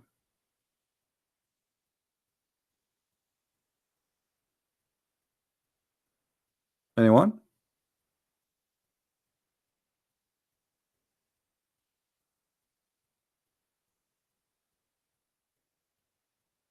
We don't know. So Allah did not tell him to fast Ashura? Is it okay for a prophet to choose the pagan fasting and he fast with them? When the pagan they fasted Ashura, they are fasting to who? To their God. Why Muhammad fasting the same fasting? If this is a pagan practice who practice fasting for their pagan God, and Muhammad he practiced the same fasting with them, that's mean he's a pagan too.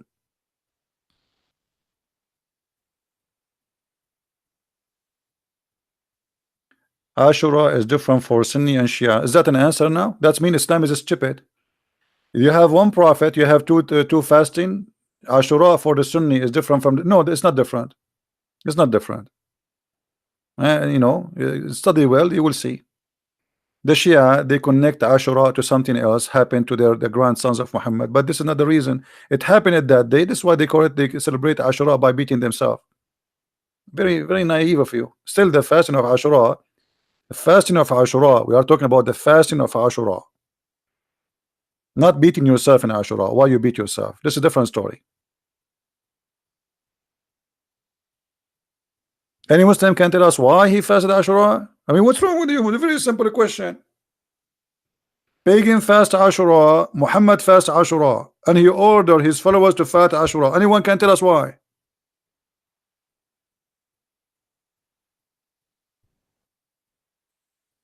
Look at them.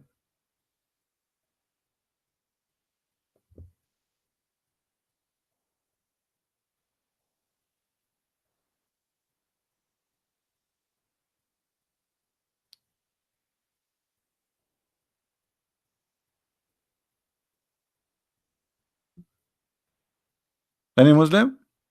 Okay, we will change the topic because look like there's nobody.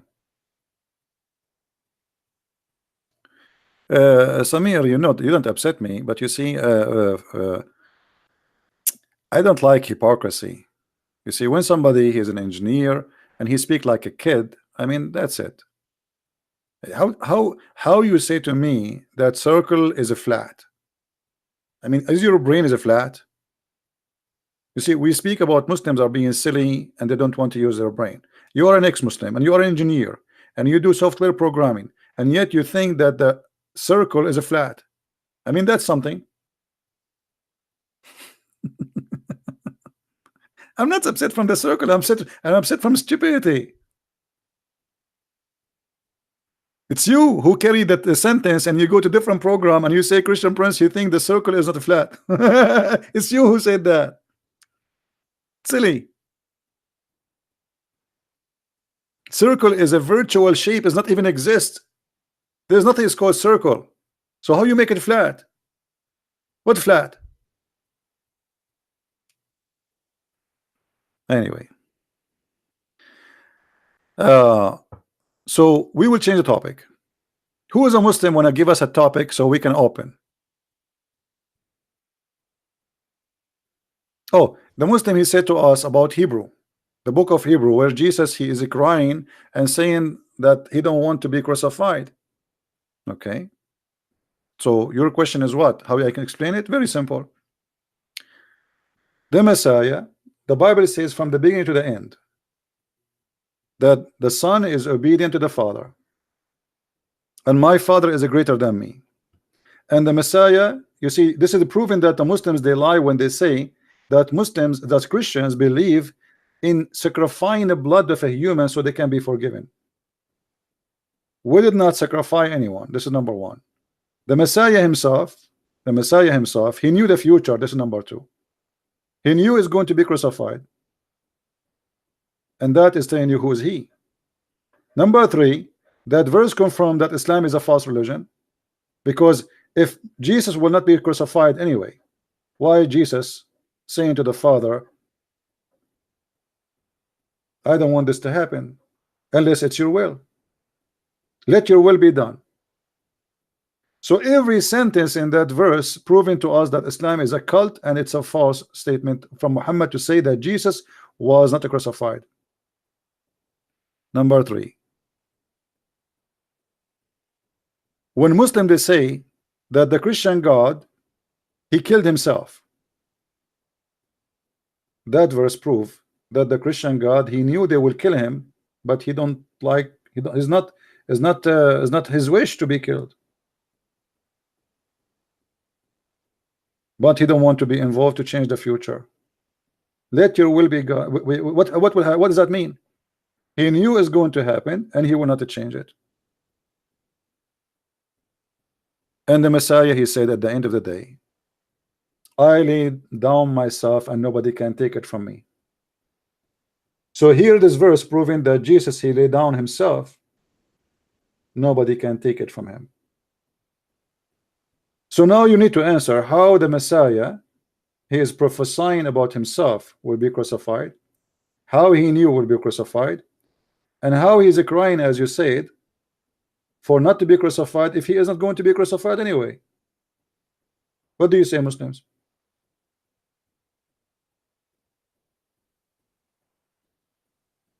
Any Abdul?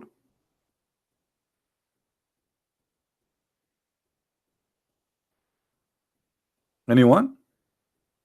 Same time, as long we open the topic about crucifixion, the Quran confirmed that the crucifixion happened. You see, Muhammad, by denying the crucifixion, he confirmed the crucifixion, and let's show you how.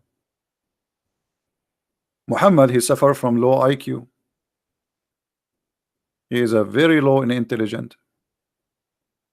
Look what the verse saying.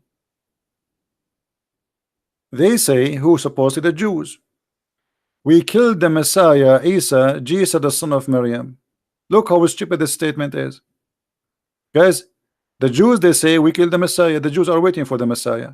How the Jews, they will say we killed the Messiah? Any Muslim can tell us how such a stupid statement can be made?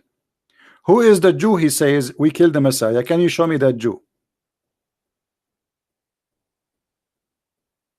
Who is the Jew who says we killed the Messiah? Who is the stupid here? Any Muslim can show us the Jews who say we killed the Messiah? Because if they killed the Messiah, then why the Jews are waiting for the Messiah? The Jews don't believe they killed the Messiah. So this is number one lie. Number two, they say we killed the Messiah, the son of Mary. Why? Why they say he is the son of Mary? So that means the Jews believe that the Messiah is born without father. Correct, guys? Is that correct? When we say that we killed the Messiah, the son of Mary, that means the Jews admit and agree that the Messiah is a son of a virgin woman, but the Jews don't believe in that. So this is lie number two about the Jews. Lie number three, but they killed him not, nor crucified him, but the resemblance of Isa was put over another man. Hold on. That's getting more funny. Allah, he put the resemblance of Isa, brother, over somebody else. Okay, hold on. If we ask any Abdul, why Allah he put the resemblance of Isa over someone else, what a Muslim will say? Who is a Muslim? Mohammedan will say to us the answer.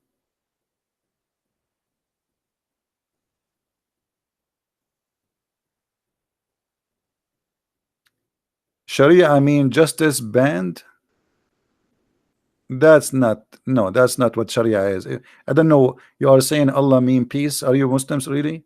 Sharia does not mean banned, have nothing to do with even the Islamic religion. Sharia coming from the word shara, which mean legalize. What are you talking about? To legalize something. Stop being stupid and don't say, obviously you don't speak Arabic. So here the verse saying, but Allah he resembles someone like Isa, Jesus, and he put his resemblance over different man. But this is mean that Jesus was crucified. Correct, guys? This is mean Jesus was crucified. Why?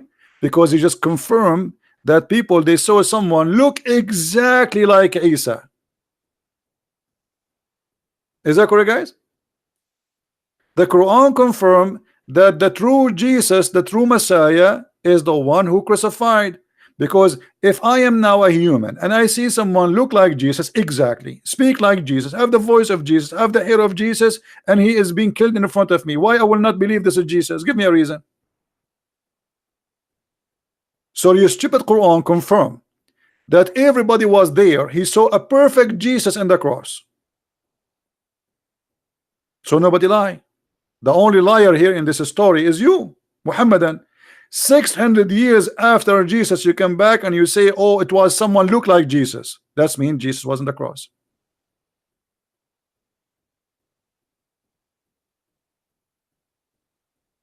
This verse is not written in the Quran. This Abdul saying to me, this verse is not in the Quran. No, it's in the Quran. This is chapter 4, verse 157. Maybe you have Quran of Zakir Naik. That's why it's not there. Zakir Naik, he got his Quran from the flea market. The goat ate most of it. Any Muhammadan?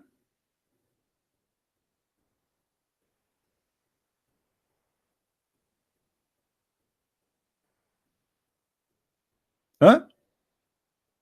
The Quran is a stupid book. This book confirmed that Jesus, he was crucified. Now you Muslims, you have to prove to us that this was the resemblance of Jesus, not him. As long you admit it in your Quran that this is someone look exactly like him. Do you understand, people? The Quran admit that the one who was in the cross, he have the eyes of Jesus, the face of Jesus, the hair of Jesus, the hand of Jesus, the voice of Jesus. He is Jesus in every way, in every mean, perfect Jesus. How you can prove to us that this was not him? And how Allah he put somebody the look of Jesus in someone else? How does that happen? What does that mean? And as long Allah he put the resemblance of someone else to save Isa. Question why? Can't he save him without making the resemblance of somebody else? Don't Allah knew by making this trick he will deceive 3 billion, 4 billion Christians? Same time, Why Allah don't do the same to save the stomach of Muhammad? Forget about resembling Muhammad. The woman, she gave him a goat, he ate the goat. What about Allah? He make a resemblance of Muhammad to eat the goat, and that guy die.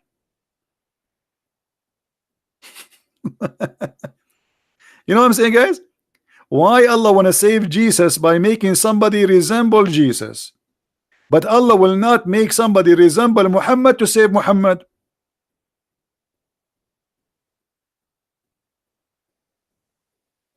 Any Abdul?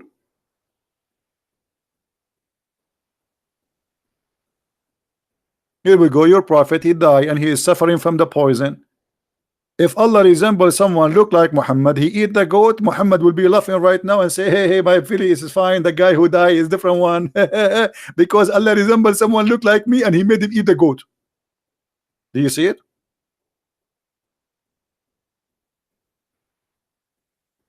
Any Abdul? Stupidity. So every simple question of those are disaster for the cult of Islam. Allah did not resemble Muhammad to save Muhammad. Allah resembled Isa to save Isa. And that's mean that every statement in the Bible about seeing the crucifixion of Jesus is true. Because the Quran confirmed that. The Quran confirmed that this is someone resemble exactly Jesus. So if the disciple of Jesus, they said we saw Jesus in the cross, they are not lying. The Quran confirmed that.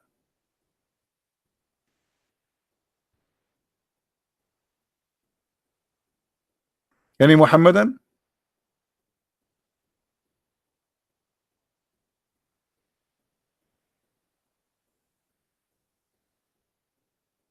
Any Mohammedan here? This is the most stupid book ever.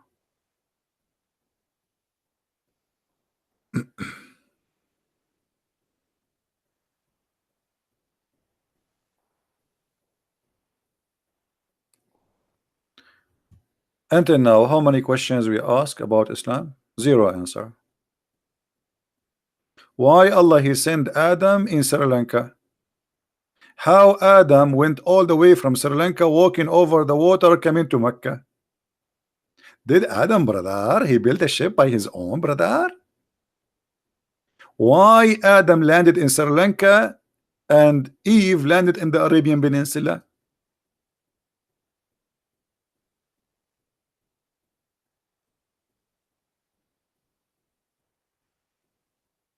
Anyone?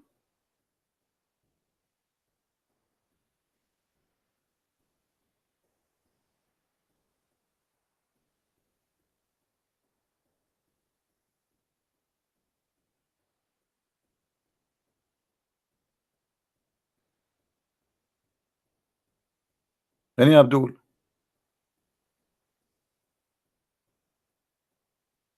Why the Prophet he fast Ashura, which is the pagan fasting? No answer. Why he switched to Ramadan? No answer. Allah told him to fast Ramadan? Why? Because the Quran came in the month of Ramadan, but the month of Ramadan is not a month. Just to show you how stupid the cult of Islam. Guys, where is the month of Ramadan? Which month is Ramadan? Anybody can tell me? Is Ramadan in July? Or it's in August? Or it's December? Or January? Or February? Or March? Or April? Or May? Or June? Where is the month of Ramadan? Let me show you the madness and the stupidity of this cult.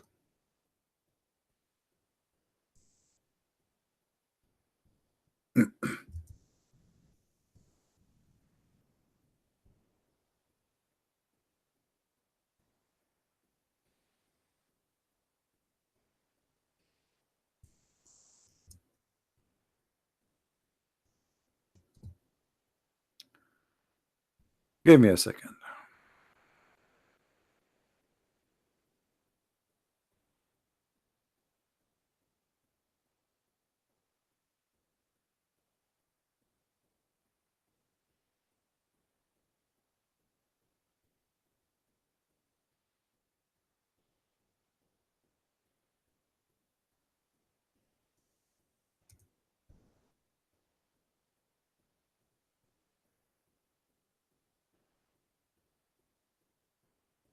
All right.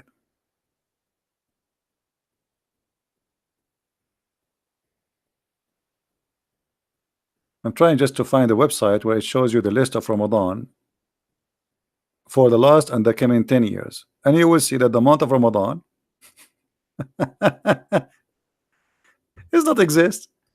It is in January, February, March, April, May. It's all over the place. So what do you mean the fast of Ramadan? How this month can be a month? If this month can be in July, it can be in December, it can be, how this can be a month?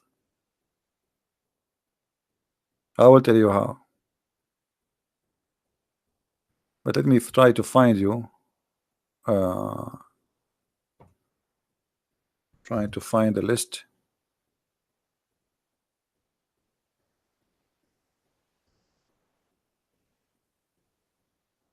What happened? I cannot find the website.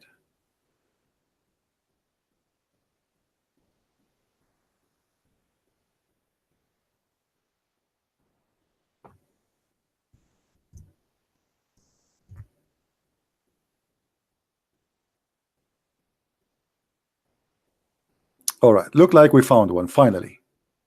Thank God. Guys, read with me carefully. This is the month Ramadan. This is a Muslim website. Ramadan in 2013 was in July 9. In 2014, June 28. 2015, June 18. 16, June 7. Let us move. Ramadan will be in May 6 this year. Then is going to be in March 23. We are jumping, just to show you. In 2027 is going to be February 8. In 2030 is going to be January 6. What is this? Muslims, what is this?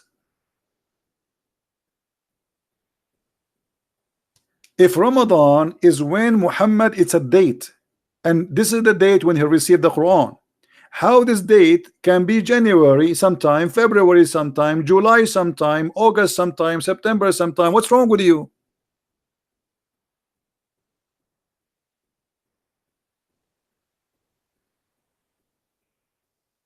Anyone knows why? What happened? You see, the Muslims they adopted the pagan month, the pagan calendar before them. Ramadan was a month existed by the pagan. But what my Muslims did, they decide to change the date of the year to start by Al-Hijrah. What does that mean? The day where Muhammad he left from Medina, from Mecca to Al-Medina. And by doing that, they switched the year. The year is not the same before. It's messed up. So now the calendar is moving. It's not fixed no more. So July can happen in the middle of December, and December can happen in July. Any Muslim want to say to me I'm lying?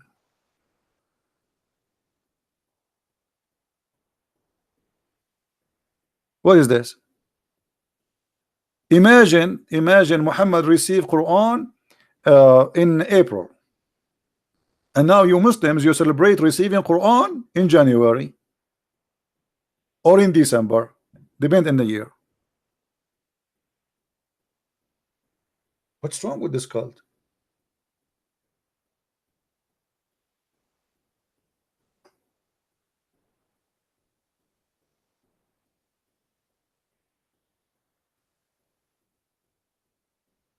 Anyone?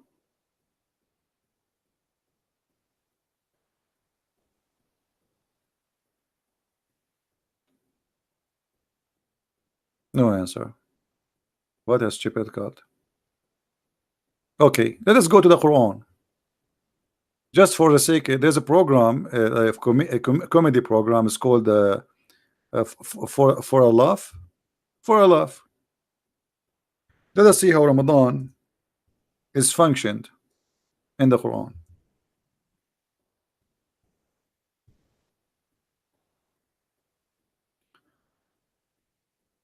The Quran says in Arabic, شهر رمضان الذي أنزل فيه القرآن. Okay, translation: the month of Ramadan which was revealed the Quran. Where is the word month? Who is the Muslim? Tell me, where is the word month? Where is the word month in this verse? There's no month.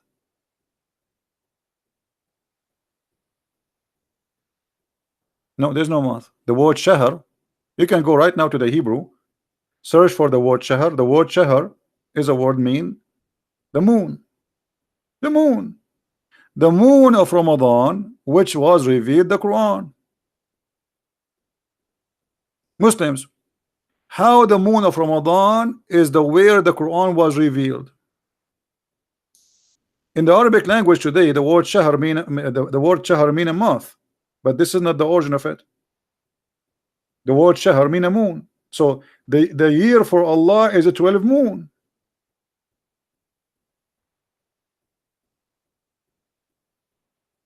Did I show you? Those are false translations.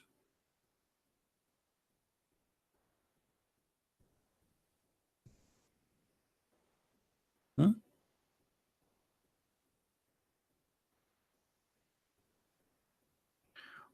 ولسليمان الريح غدوها شهر. For Sulaiman, the flying carpet can fly for a moon, not for a journey of a month. It mean a month, yes, because this is the cycle of the moon. But it says for a moon journey. A moon journey. The word month here is not true.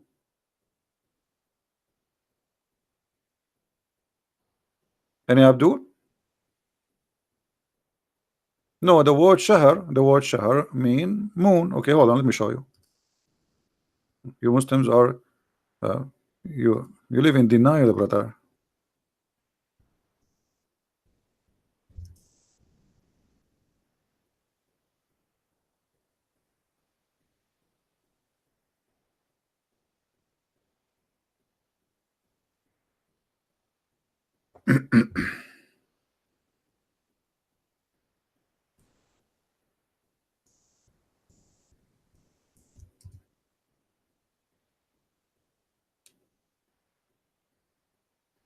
Let us see.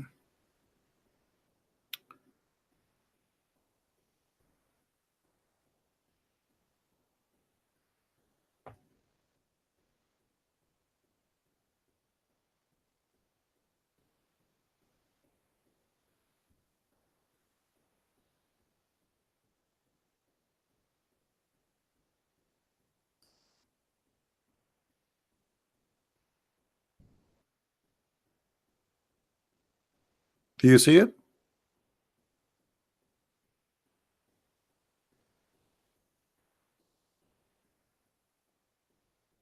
Shahr. You can't go to any Hebrew dictionary too, and you will find that the word shahr mean moon. Okay, so in the moon of Ramadan, you receive Quran, but the moon of Ramadan when? Is that in July? Why Ramadan this year in May? When Muhammad he received the Quran first time, and did Muhammad receive the Quran all of it in 1 month? That is very silly.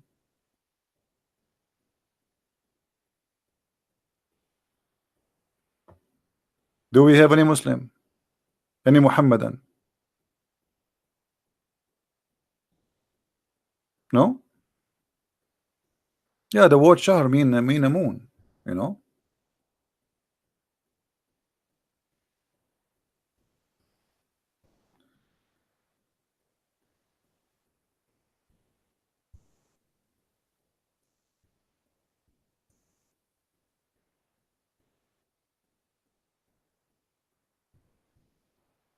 All right.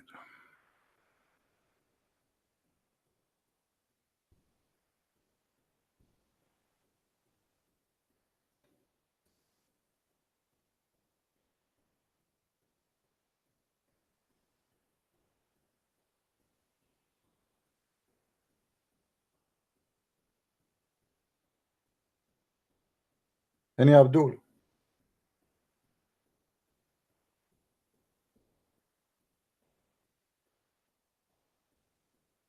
Nothing. They don't know what they are worshiping. They have no idea. That is a silly argument. Why it's a silly argument? If I say to you, you saw Ramadan, just let me show you who is a silly. If I say to you, we saw Trump in the month of Ramadan, but the month of Ramadan can come in July, can come in December, can come in May. Who is the silly here, Abdul? You are saying to me this is a silly argument? So what the point of saying to me in the month of Ramadan, if Ramadan can be anything?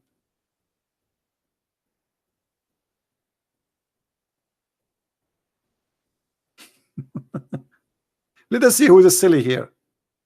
Who is a silly? Why you are saying to me this is a month if this is can be all year long?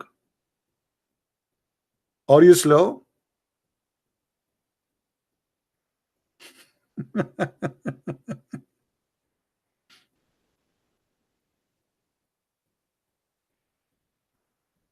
Do you understand me, guys? It is silly if you are low in the IQ. Imagine I'm going to celebrate my birthday, and my birthday is Ramadan 11. Hmm? I want to celebrate my birthday according to the Islamic calendar. Ramadan, I am born in Ramadan 11, let us say. Okay, when is going to be? How my birthday is going to be sometime in June, sometime in December, sometime in October. Who is a silly here?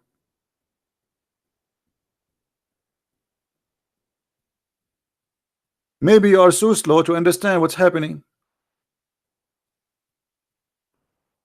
I do not know him, my friend. I saw like a video of him, so I cannot judge a person I do not know. Sorry. And Abdul, who is a Muslim want to celebrate his birthday according to the Islamic calendar? That would be the most funny birthday. Because your birthday can happen in July, can happen in December, can happen in you know, I mean, how you what kind of calendar this calendar is?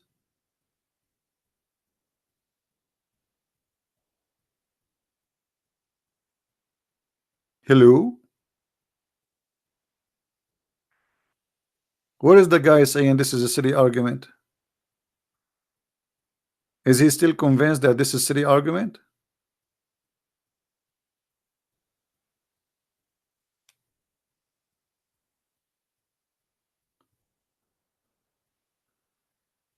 Sharia, I mean justice band? What justice band? What does that mean? What band mean? Is that a music band? What this guy is talking about?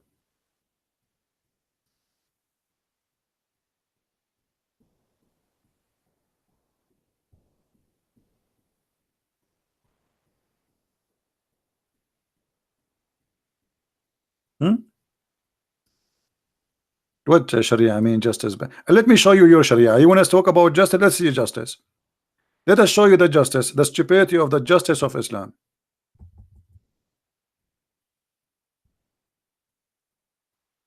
You want to see some justice? Okay. Try not to laugh. To laugh. Here we go. This is justice. In the case of murder, brother, free for the free, slave for the slave, women for the women. Okay, what does that mean? If you kill my wife, I kill your wife. Is that justice? Where is Mr. Justice? Where is the Abdul? He keep talking about justice. I kill my wife, you kill my wife, I kill your wife. Is that justice? Now we have two victims. Where is the justice? What about you kill my wife, I kill you? Why I will kill his wife? Why somebody kill your wife, you kill his wife? What is justice? This is eye for an eye for Muhammad. This is how we understand eye for an eye. The foolish Muhammad, he heard that the Jews practice eye for an eye, and Muhammad is very smart. Okay, you kill my wife, I kill your wife. And this is in the case of murder, not the case of war. Murder, which means we are neighbors. You did something against me, maybe. Okay, so you kill my son, I kill your son. This is the justice. You kill my slave, I kill your slave. Slave for a slave, women for the women. That's a lot of justice.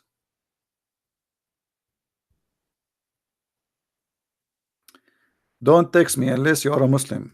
Otherwise, I'm going to block you. I'm blocking anyone who texts me. He don't say clearly I'm a Muslim.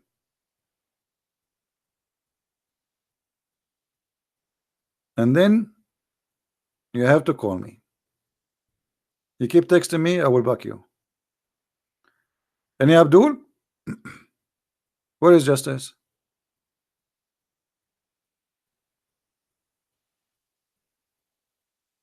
Muhammad Zaid blocked you. Who are you to block you? What is your name?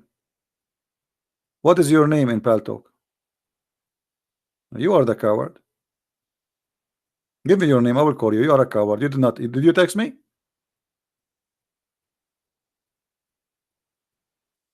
Give me your name in Paltalk. I will call you right now. I will put you in the screen. Have you ever heard of somebody in Paltalk? His name is Ali. Your ID is Ali in Paltalk. I mean, is that an ID? Are you stupid or what? Liar.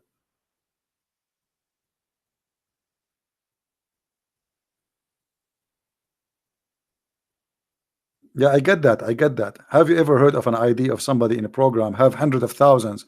His name is Ali. That is the most stupid statement ever.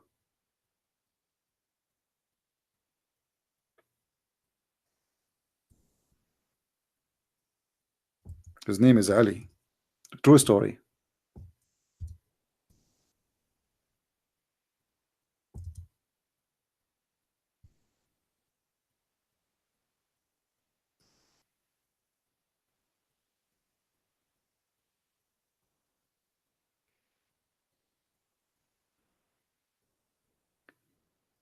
Any Abdul? His ID, wise man. Okay, this is wise man. Well, he did not say to me, I am a Muslim. He sent me a text. He says, hi. Hi, hello. It's me you are looking for. Okay, wise man, I'm going to text you. Hold on. Here we go. And I'm going to call you in front of everybody. Answer.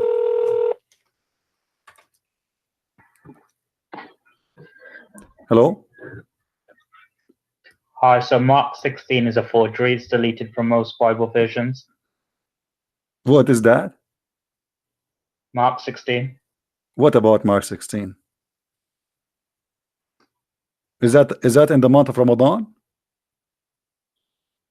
You're quoting Mark 16. It's deleted from most Bibles. It's deleted from most Bibles. What happened? Is that verse eaten by the goat? No, it was added by the Greek scribes. No, hold on. You need to tell me what happened to this verse. Is it pagan eaten? scribes Hold on.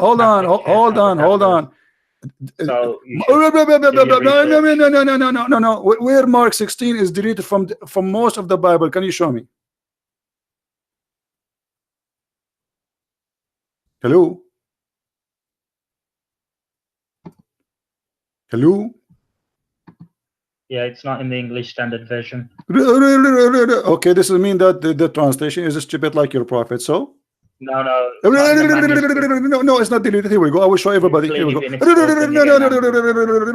go. No. This is stupid. You see, you are a stupid donkey. You are a certified donkey. You are a certified donkey. Now I'm asking you. I'm asking you. I answered you and I showed you that the verses in front of us, the Holy. Shut up. I answered you. You are a liar. Secondly, can you show me the book of Mark in the Quran? All the book of Mark. Mark 16, it's not. Can you show me the book of Mark in the Quran? Why the Prophet of Islam did not mention the book of Mark? What do you think? It's not even inside. I'm asking you why you're a prophet. He did not mention the whole book of Mark. What happened? Mark 16 is a forgery. First, you need to accept you that. See, you are a kid. You want to repeat yourself. You can repeat yourself as much as you wish. You are the forgery. You have to prove it. Open up Mark 16. I have it in front of me in the screen. I put it in the screen for everybody. That's the King James version. It doesn't matter what King version. James version. This is what the Bible says. Mark 16 is there. Put it in the English Abdul, Standard Version Abdul. or NIV or any. Here we go. I'm going to play it for you. Here we go. Listen carefully. Shut up. Shut up. Mark 16. Do you see? And when the Sabbath was past, You're an Mary idiot. Magdalene. Because Shut up. verse- Shut up. Shut no, up. that verse Listen carefully. Mark it's not in the 16. original. Shut up. Shut up. Shut up. It's been added. Mark Ask David 16. Wood. Mark 16 is a forgery. Abdul, you are the Verses 9 forgery. to 20. You are the forgery. Let me ask you. Let me ask you. Let me ask you. Okay. You see, I I can't see answered. it. You asked me a question. Why you Read do? it in Why you the don't? NIV. Why I you can't don't? even see Listen, that listen, verse. potato.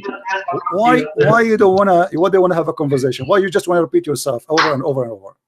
Is that All what right, you let's want? have a proper conversation. Okay, I want to ask you. There is a verses which is missing in the Quran, eaten by the goat. Do you think Mark 16 is one of them? There's no verses missing from the Quran. What do you mean? Here we go. I will show it in the front of you on the screen. Here we go. Go on. Okay.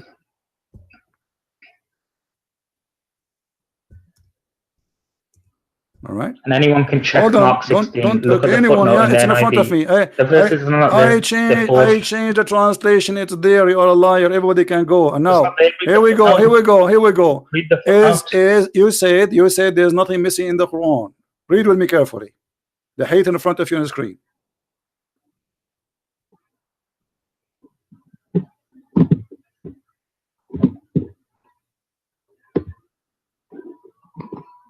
Yeah, that's abrogated. There's two types of abrogation. This is abrogated. So who is the one who abrogated this verse? Who is the one who abrogated this verse? The goat or Allah? That hadith doesn't have a strong chain of narration. No, this is Sahih. No, it doesn't have a strong chain of It narration. is a strong chain of narration, and this is the book No, of it doesn't Ibn have a Majah. strong chain of And narration. here we go in front of you. It It's says one- this is a correct hadith. Stop lying. Stop lying. No. Okay, hold on. You just said From okay. what Hold actually on. You don't have the original. Everybody heard you saying this verse is abrogated. So you agreed that there was a verse which is about stoning to death, correct? Yeah. Okay. And there's a verse about the breastfeeding for adult, correct? I don't know about breastfeeding for What do you adults. know? So you know about Mark, but you do not know about your religion? Because I studied Christianity. You study nothing. You are an idiot. Here we go. The I verse in studied front of Mark us. 16 The before verse in according front to of us. You most textual are a critics. stupid liar. There's nobody believe in this. And now I'm asking you why the Nobody verses. believes Hold what? on. Nobody Okay. believes Hold Mark on. 16 Okay. before Hold on. We will go with you. We'll go with you. Go with your lies. You agreed that the verse of stoning to death was there and it's abrogated. Did you say that? Yeah. Okay. What is the verse which abrogated this verse?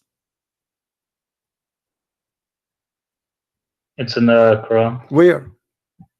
Is that in Mark 16? Now I can show you that verse. Okay, show it to me. Here we go. I'm waiting for you. I will give you 10 years. Fair I will enough. give you 20 years.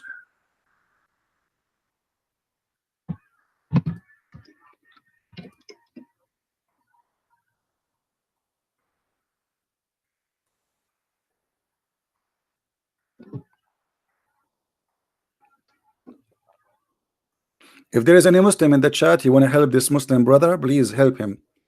The goat No, ate the Quran. I don't need help. You do not need help. Okay, We it's were going. quoting Mark 16 earlier. Okay, Remember it's that? going to take you 10,000 Even years. David Okay, Wood hold said on. Don't Mark change topic. 16 Don't is a change topic. forgery. Here we go. So Mark 16 obviously is It's a forgery. It's a forgery. Even David Wood You said see, that. Abdul, you are a potato. You are a potato. You are trying now to escape. I want you to show. Potato. Oh, you want you to show me where the abrogated verses for stoning to death. I can give you a general ruling. What general ruling? No, you said to me in the Quran a second ago. Everybody heard you saying. I said to you, Yeah. where is the abrogated verse for this verse? You said to me in the Quran. I want you to show it to me. Yeah, chapter 2, Chapter 2, verses 106 to 107. 206, 207. Okay. 106 and 107. 106. Okay, read the verse for us where it says that this is abrogation for the verse you mentioned. No, it says any verse can be abrogated. This is not the. You see, don't be stupid, idiot. That means the whole Quran can be abrogated. I mean, you are a stupid. Are you an idiot or what? Where is the verse? You said to me the abrogation for that verse is exist in the Quran. Where is the says verse? what? No, where is the verse abrogate that verse? Because in order to abrogate a verse, you have to replace it with a verse. Verse about it. Where is the verse abrogate stoning to death? That's the verse. It's a general ruling. That's stupid of you. Secondly, I want you to show me one Muslim in the world agree that the verse of stoning to death is abrogated. Otherwise, you have to admit that you are a certified donkey. I think you've lost the plot. No, I'm asking you, I am challenging you to show me one Muslim in the whole world believe that the verse of stoning to death is abrogated. Which means it's not to follow. So. Huh? Every Muslim believes that. No, you practice it. Do you practice stoning to death or not? No, maybe I don't practice stoning to death. No. What? I don't practice stoning. Because no. you're a potato. I'm asking you, do Islam practice until now stoning to death according to Islam? Yes or no? Yes. Okay, so why they practice it if it's abrogated? Are you donkey or what? How you say to me it's abrogated and Islam practice it? Because the verse is abrogated, but not the ruling. The verse is abrogated. Okay, show me where the Quran says that the verse is abrogated. In 106 and 107. No, this verse doesn't say that. The verse say here, if Allah wants you to cause to forget the Quran, He will give you something better or similar. Did Allah give you something similar or better? Yeah. Where is the verse similar or better than the verse of stoning? Show me. Where in the whole Quran speak about stoning? Because it says something better or similar. Show me either better or show me either similar about the stoning to death. lashings. The lashings. What? The lashings. No, that lashes is not abrogated. This one is still the same. This is no, that one. Stupid idiot. That one for single people. Stupid. You're a donkey. I think you've lost the plot. Stupid. You're stumbling. That verse. Angry that verse is a for single people who they are married. Stoning to death is for married people. Topic. Listen, Abdul. Listen. I'm asking David you. Wood said Mark 16 be honest with you. And you're saying he's lying. You are a donkey. Don't say David Wood. He says something. You are a liar. You are a donkey. I'm asking you. I'm asking you. It's on video. Listen. No problem. No problem. Right now. Listen. No Christian believe that this is a forgery. You are the forger like your prophet. I'm asking you now. According to everybody. Listen. According to every Muslim, who is the one who sent Mark 16? I'll show you David Wood. Who is the one who sent Mark 16 down? Is it Allah? I'm playing the video for you. No, don't play videos for me. You want to play video for me? 5. Yes, stupid idiot. You see, guys, when the Muslim they speak about something, they cannot handle the truth. If there's any translation, I can make now a translation and I take the whole chapter off. I can take the whole Bible off. That is a translation we don't accept. Even if the meaning is wrong, it's a translation made by a translator.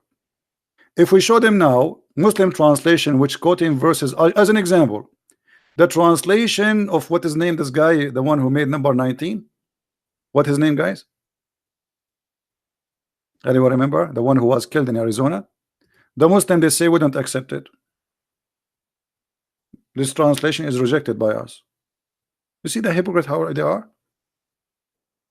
But we have many Quran, they don't match with the Quran. Even Uthman himself, he burned many Quran. Uthman himself, he burned many Quran. Why he burned the Quran if they are the same Quran? Quran Ibn Mas'ud don't have the chapter of Al-Fatiha. Umar ibn al-Khattab, he said the Quran was 1,025,000 letter.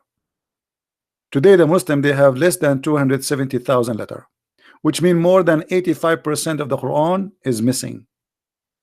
When we show him this hadith about the goat eating the Quran, look what he did in the beginning. He said this verse is abrogated. To have an abrogated verse, you have to replace it.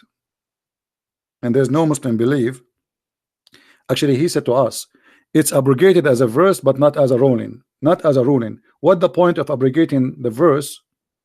How the verse can be abrogated if you follow the ruling? And what the point? Why Allah don't want you to remember the verse? There is something wrong with it? Oh, what happened? They cannot find the verse in the Quran. but they remember the ruling, so they practice the ruling. That's exactly what happened.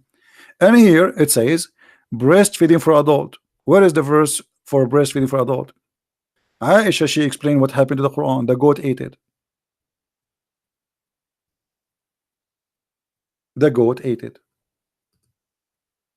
As simple as that.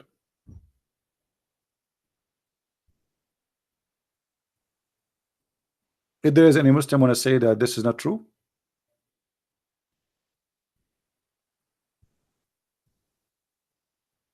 anyone?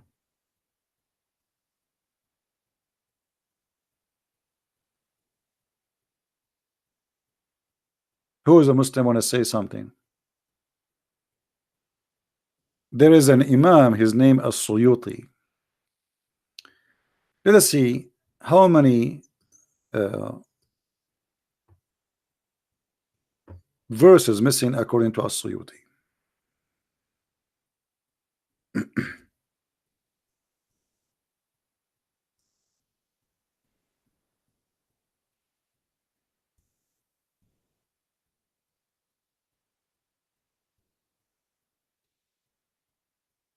Read carefully with me. All those are by Imam As-Suyuti. He counted 57 count of corruption in the Quran, and he is a Muslim Sunni. 57 story proving the corruption of the Quran, but this does not mean 57 verses are missing. No, that means there are thousands of verses are missing. Look what this guy said.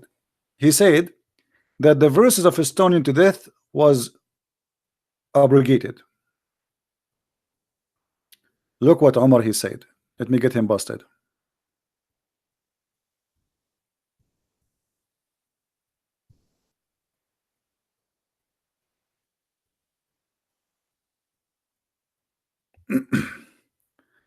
I hope he is listening and he will laugh at himself.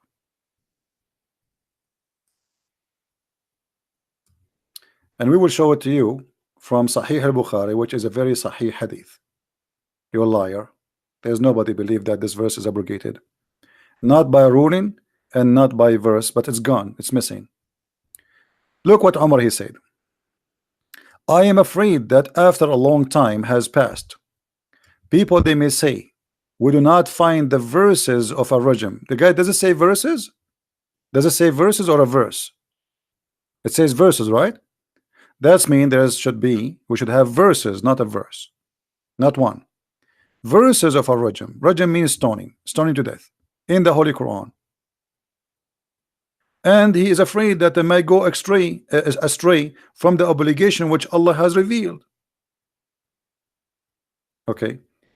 If it is abrogated, why Umar he believe that he's afraid? Allah abrogated. Is Umar correcting Allah? Is Allah is stupid? Who is the one who will abrogate the Quran? It's Allah. Okay, if it's abrogated, then Umar, this is after the death of Muhammad. That's it. There's no change will happen. Muhammad is dead. No addition will come to the Quran. And yet Umar is afraid that people will not practice the death. Why? Because they cannot find the verses, not because it's abrogated, you liar.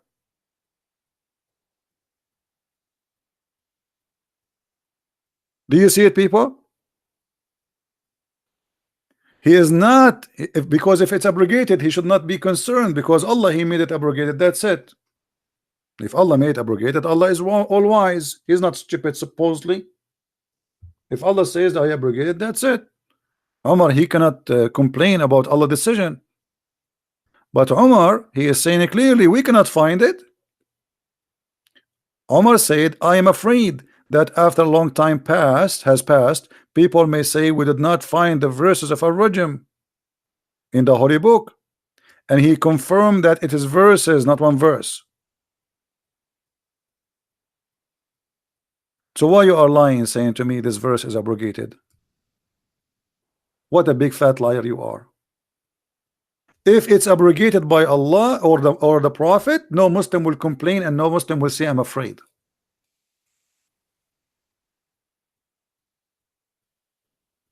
Hmm? Any Muslim have a comment? And don't worry about Mark 16. Aren't you the Muslims? You challenge us to practice Mark 16. Now Mark 16 is a forgery.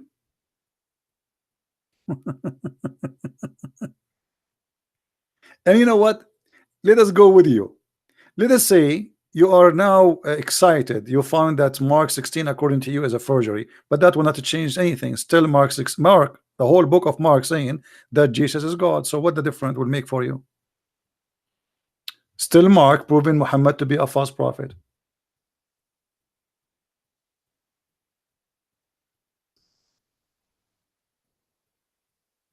Any Abdul?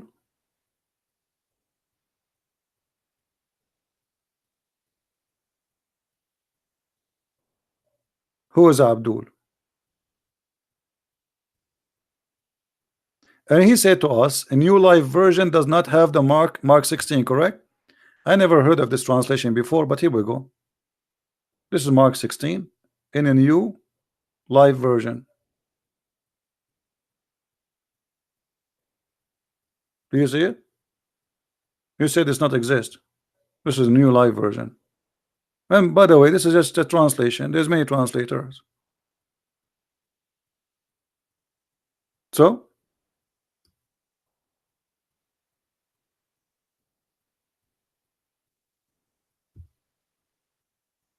do we have any Abdul here? So this is the best you come with? And look how they deny. They say this hadith is not sahih. So you are saying to me it's a forgery. So you are complaining about forgery in Christianity, but you are agreeing that Islam is a forgery because this is the books you call it sahih. So how you call the book sahih, but it's the book of forgery? Do you see, guys, the stupidity? You are saying that Mark 16 is a forgery, and the second I show you your book, you say this is to me, this is a forgery. Anything make Islam look stupid, you say it's a forgery. And why Islam is based on sahih transmitted hadith? Why Allah need the hadith to prove Islam? I thought you have the Quran.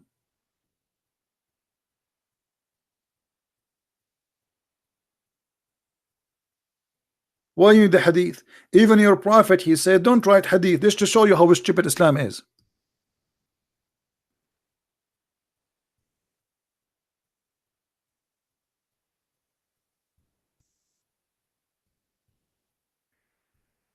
I never saw a stupid cult like this. Muhammad, he said, and this is not a forgery, this is sahih. I mean, guys, look at this madness.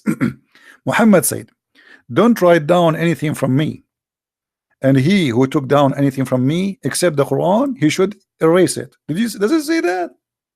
People, does it say that? So why you Muslims you have Sahih al-Bukhari, and why even this hadith is written? This hadith in of itself is against Allah Prophet. Imagine I say to you, don't make coffee, and you say to me that he just said to you, don't write hadith. You write that? Muhammad, he just said, don't write what I say, only write Quran. And you write the Prophet, he said, don't write what I say.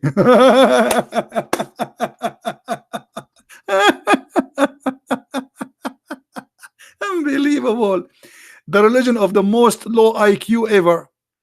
Your prophet just told you don't write the hadith. You are writing the hadith, saying the prophet says don't write the hadith. What's wrong with you? He just said to you, don't write that. You write it down.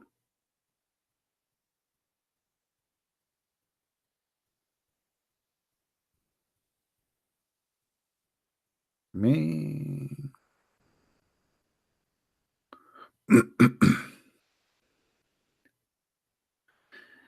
Can you share good proof that the moon was okay? Let me you're asking me to find more reference. Okay, give me a second. Hold on. This guy is asking me to show that the word shahar mean moon.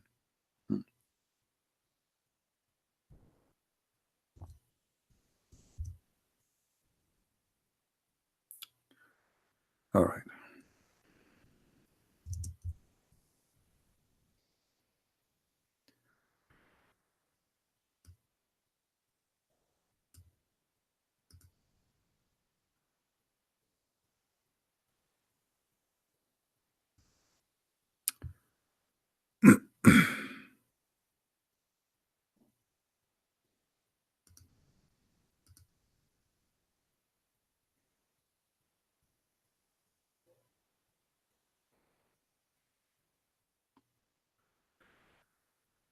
All right.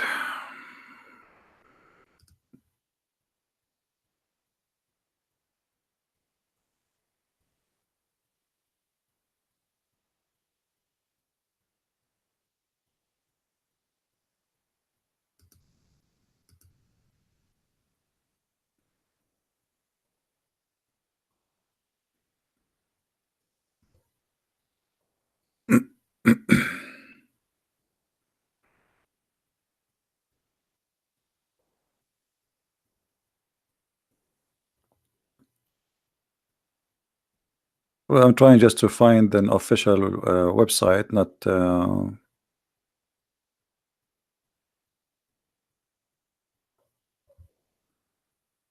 just a website.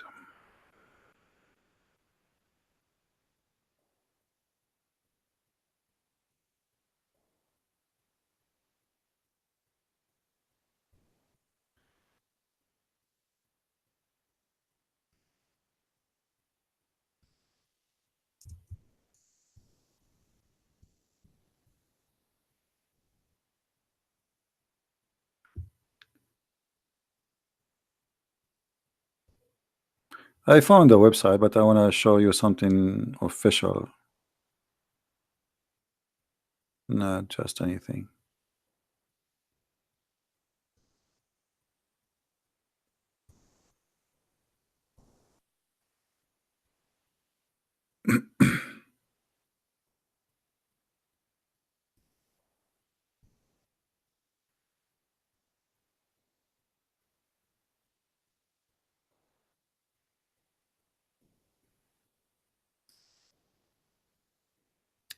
All right, there's many. I mean, you can search yourself, but here we go. Like, I mean, there's tons of website. This is the meaning of this is from the Hebrew, the origin of it. Shahar, mean of Shahar. What does Shahar mean in Arabic? The moon. Do you see it? All right.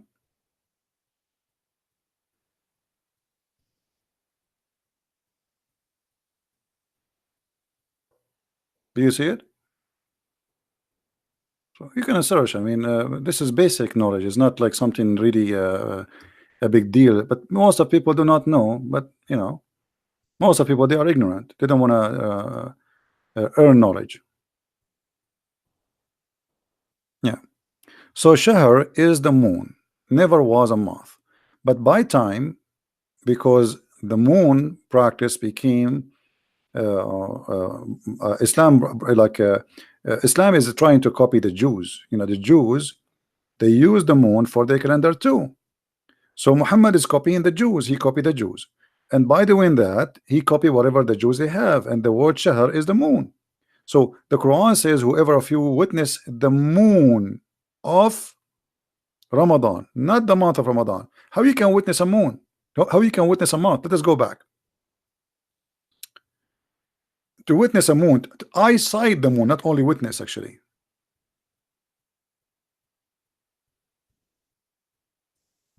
Let us see. Hold on.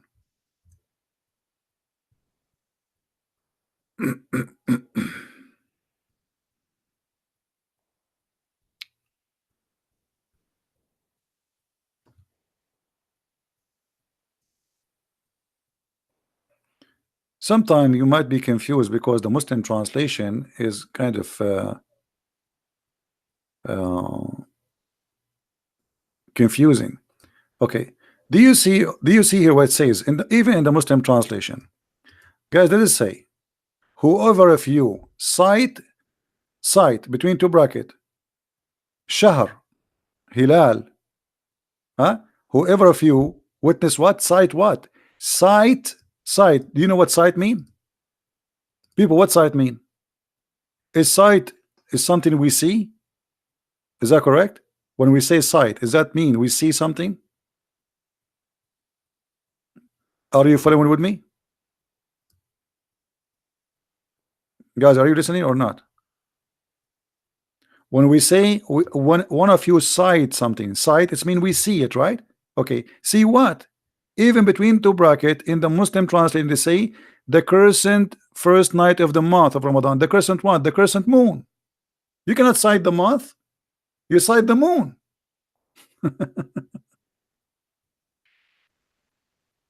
Trust me, I never say something to you is not true. I will never. You see, if I don't know, I will not open my mouth. Like, because a foolish man is somebody speak about something you do not know. If I say something, I stand by it. All right. So shahr never was a word mean month. And look here how the false translation exposes itself. How here you say the month of Ramadan, and here you say sight the crescent moon, but it's the same word. Here we go. This is the word. This is shahr, and this is shahr. So why here you put it between two brackets, the crescent moon?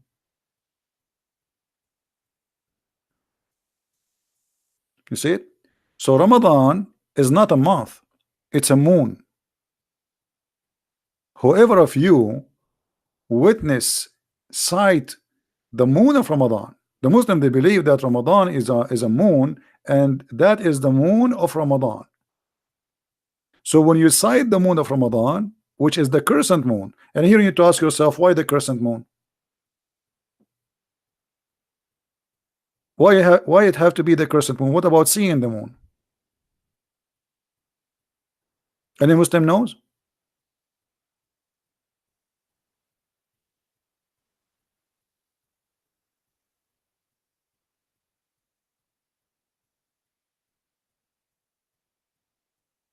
They do not know. You see, in the old religion, the sun and the moon, they are gods. Both of them, they are gods. The sun married from the moon god. The sun god married from the moon god, and they have 3 daughters.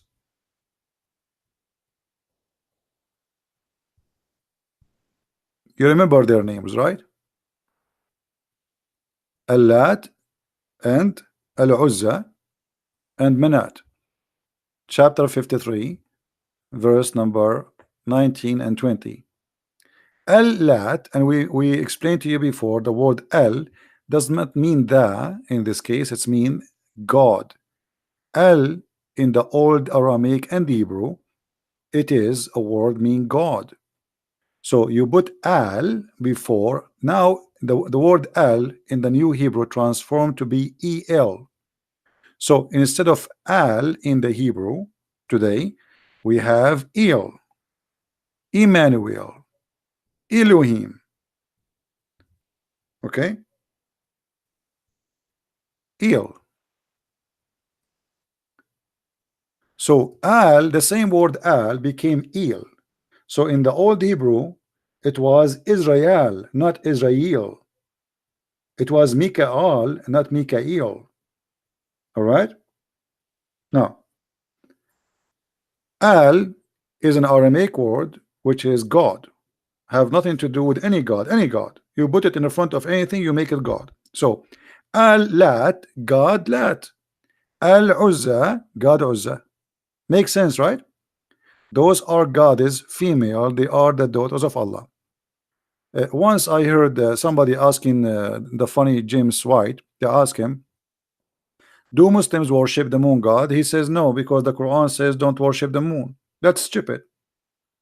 Because the Muslims, you know, the moon god worship is not worshiping the moon, is worshiping the moon god, which is the God who in control of this moon. What people they see, this is why we see here in the other verses say the crescent moon. What the crescent moon? The crescent moon present another God which is known in the Quran and even known in the Bible. Anyone remember what the name? Let us see how many of you will remember. The God which is God of fertility. What his name?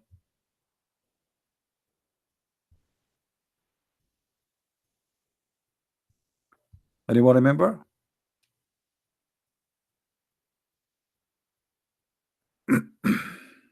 Baal. Thank you. Baal is just another name for the moon god. Chapter 37, verse number 125, it says, are you will call upon Baal,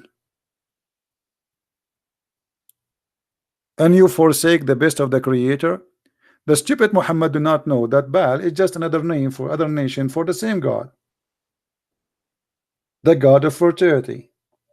So the crescent moon, supposedly, that when the moon god Baal, he show his horn because he is the male and now he's having sex.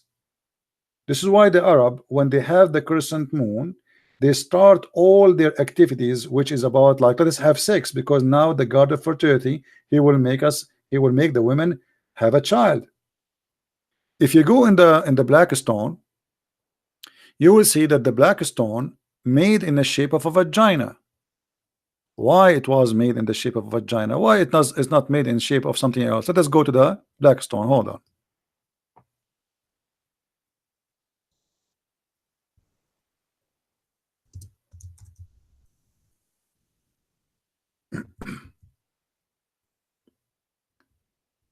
Everything have a reason. It was not like by mistake. It was made in a certain way for a certain reason. The black stone made in the shape of a vagina because simply was presenting a vagina, and this vagina will be fertilized by the god, the moon god Baal or Allah.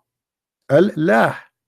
Lah. You see, Allah, his name, we just showed you that Al is a word mean God. Lah is the name of the God. Lah is the moon god. You can search right now in Google, you will find that Lah is the moon god. Women, they used to go when they have their period, because obviously when you have your period, this means you are not carrying a child. They place their hand, they go around the Kaaba naked. How we can prove that the people used to work to practice sexual religion around the Kaaba? We can find it even in the Hadith.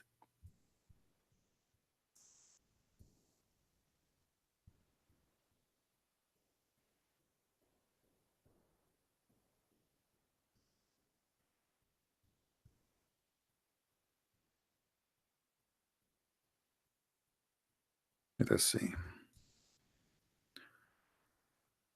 Here we go.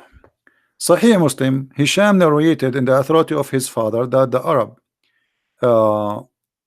with the exception of the Hamas, who were Quraysh and their descendant, go and circumcise around the house naked. Do you see it says naked?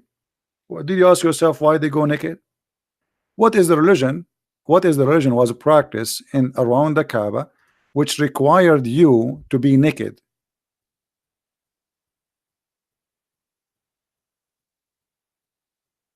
Because this is a sexual Kaaba. The moon god Baal, the fertilized god, he is going to fertilize your vagina. So they made a black stone in the shape of a vagina. And then the women, and by the way, everything I'm saying to you is coming from Islamic books. You remember we showed you. This is coming. Why the black stone became black? Because of the blood of the women period. Women, they place their hand in their vagina, and then they put their hand inside the black stone, and then the man after that, he come and he wrap his penis inside the black stone, praying to Allah to make the women carry their seeds. This is the black stone. It is totally a vagina.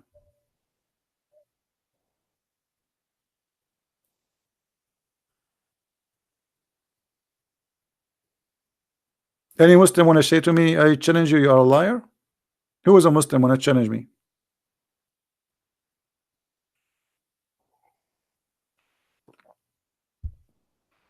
What was the religion practice around the black stone, around the Kaaba, where it's required to take off your clothes naked? Women. And actually, Muhammad, he forbid people to walk around the Kaaba. If you have my book 6 on Allah, you will read that Muhammad, he forbid people from going around the Kaaba naked because he saw a woman, he liked her vagina and her breast. Ask the Muslims, when the last time people they used to go naked around the Kaaba? They say to you in the last year of Islam. Okay, hold on. So Muhammad now he controlled the Kaaba for many years. Why until now, and almost he is dead, he did not forbid people from going naked around the Kaaba? Islam now is controlling the Kaaba. Islam controlling Mecca. Who is the one was going naked around the Kaaba then?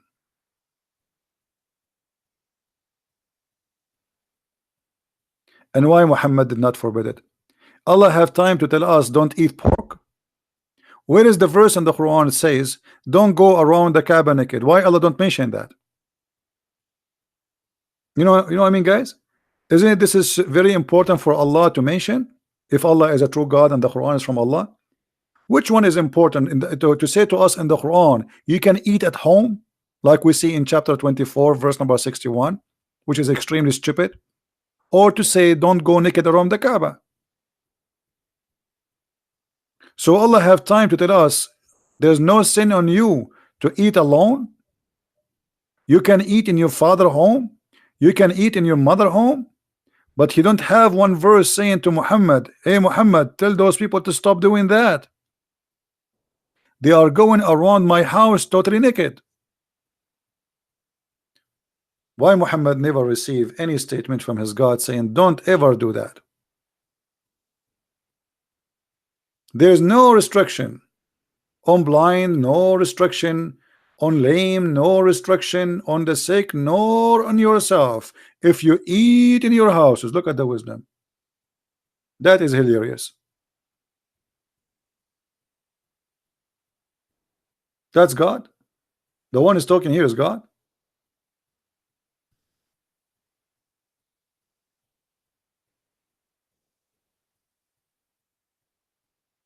Muslims, the one here is talking is God.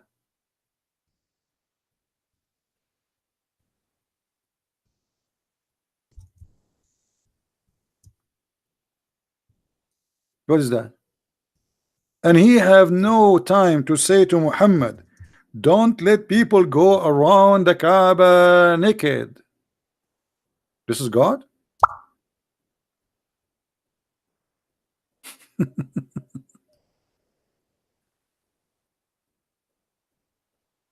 I'm a liar.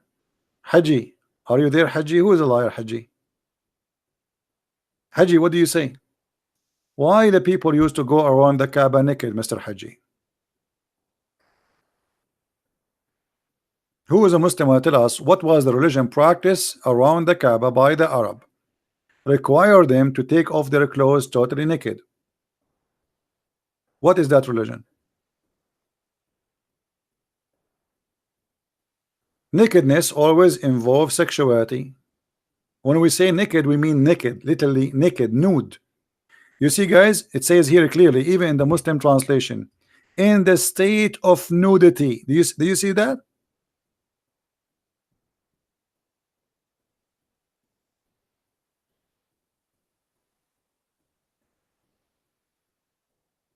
Why? What is the religion was practice which Muhammad he adopted Ashura from them and he fast with them, and he made the satanic verses approving their gods, and he says that Lat and Al-Uzza, their intercession is a must.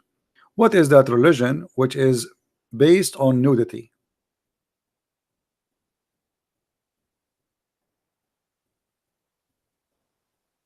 Anyone knows?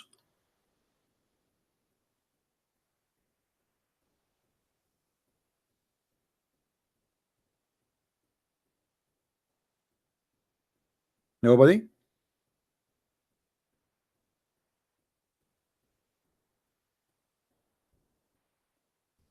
Hmm? What is this religion? Why people want to go naked? What's happening here?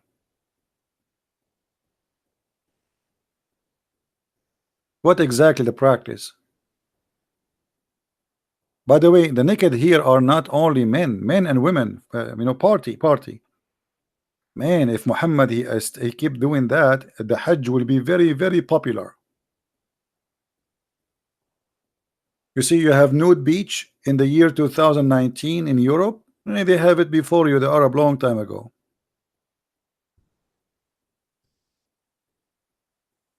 Women get totally naked.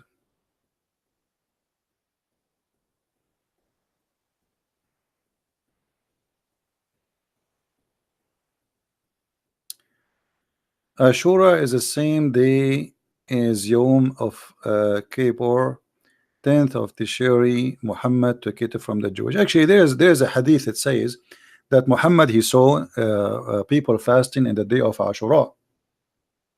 And he saw the Jews, and he said to the Jews, what is this? What is this? He said, this is the day where Moses he crossed the sea. We fasted.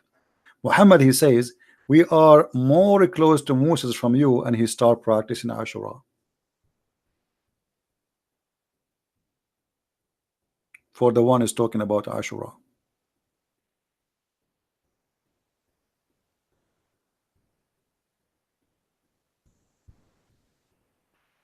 Any Muslim? Here we go. You see the hadith? Who is the one who was talking about he took it from the Jews? What's his name? Whatever your name is. You see, when we ask the Muslims, we ask them to challenge their knowledge. They do not know. But here you notice the Muslims how much they are confused. Aisha, she is saying that Ashura was a day of the pagan. Different hadith says that Muhammad he took it from the Jews. And look what happened. When the Prophet arrived to Medina, which is Yathrib, the city of the Jews were observing the fast of Ashura. Do you see it? The 10th of Muharram. And they said, this is the day when Moses become victorious over the Pharaoh. On that, the Prophet said to this companion, you Muslims have more right to celebrate Moses' victory.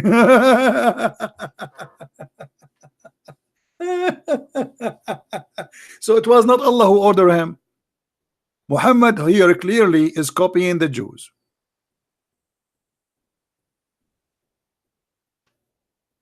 Yeah, but Matt, you know, when we discuss with Muslims, you see, when you discuss with Muslims, you cannot put all your papers out. You freak them out. You have to play like a game. It's a game. Muslims they are not honest. First of all, they play games. So if you say to them this hadith now, you know, you kill the game. If you say it from the beginning, it's like playing cards with the Muslims. Don't show all your cards. Let them say, let them defend, and the more they defend, the more they are in trouble. So if you think I do not know about it, this is my book actually. If you read my books, so Muhammad obviously he's a copy. He's copying the pagan. He's copying the Jews. Okay, so now he saw the Jews fasting that day, and he take it. What if this day is wrong? Right? What if the Jews are liars? What if this is the wrong date? And then how Muhammad he said later, if you fast this day, is going to erase your sin for a year.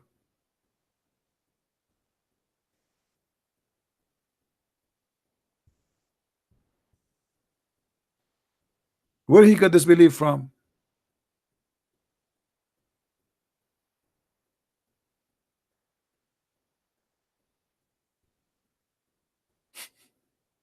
This guy is just fabricating religion. He's just making things up. He's not a prophet. He saw the Jews have been fasting, the Christian have fasting, everybody have fasting. He don't have fasting. Now we have to have fasting. We are making a new religion now, supposedly. So we copy them. As simple as that. Let me show you another hadith which is very funny.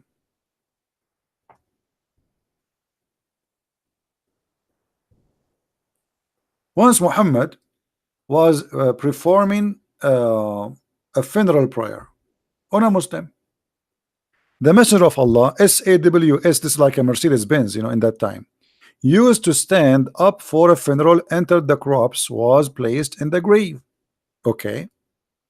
A learned Jew, when we say a learned Jew, what does that mean? A rabbi. A learned Jew passed by him and he said, this is how we do it. What he said? This is how we do it. What he said? This is how we do it. The second the Jew he said, this is how we do it. Look what Muhammad did. He said, sit down, sit down, sit down, sit down, act differently. Like what the heck? All what the Jew said to him, this is how we do it. How Muhammad he changed the prayer which are given to him by Allah in a second. So just because the guy he said to him, this is how we do it, Muhammad he said, sit down, sit down. Sit down, sit down, act differently. That fast. If Muhammad is a prophet of God, and this is he was praying wrongly. So now we change the way we pray just to act differently.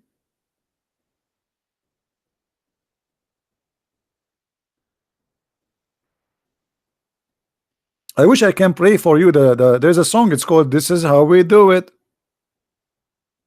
So all with the Jewish guy, he said to him, "This is how we do it." And now Muhammad, because Muhammad here, he felt if he get busted. You see the point? When the rabbi said to him, "This is how we do it," Muhammad, oh, they knew I'm copying them. Oh boy, they knew it. I have to act differently. Sit down, act differently. He got busted. If Muhammad, he claimed that he is coming from the same God of the Jews, well, he can say, well, this is the correct way anyway, because we worship the same God, correct, guys? If I am praying the same as somebody else worship the same God, so why I need to change it, act differently? And how you can change it? Who allow you to change it? Are you saying to me that you were praying wrongly? Are you saying to me you perform a prayer which is fake? Otherwise, how you can change it if Allah told him how to pray?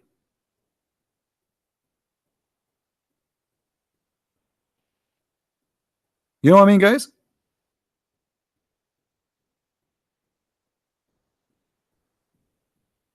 Imagine Jesus was teaching them how to pray, and he said to them, say like this, "Our Father art of heaven." And then a Jew, Rabbi Jew, he said to Jesus, "This is how we do it." And then Jesus said to them, "Act differently. Let us not to pray like this no more." That can't be true. This is how you find who is a false prophet, who is a real prophet. If Muhammad is a real prophet, he should be sure that, okay, this is the right way to pray anyway. You do it differently or not, that doesn't matter.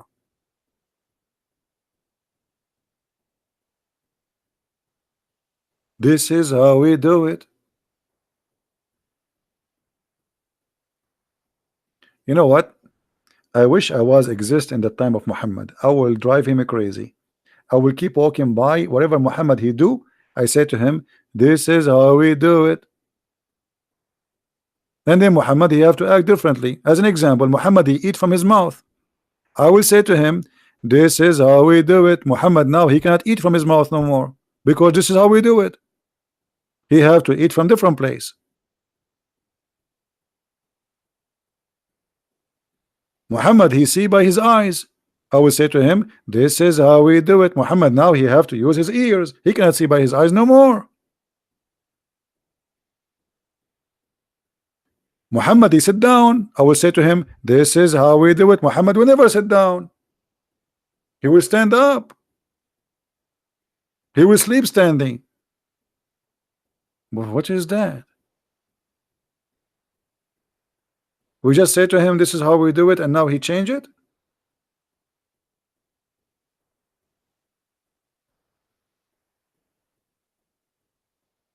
Do we have any Muslim have a comment why we have to act differently?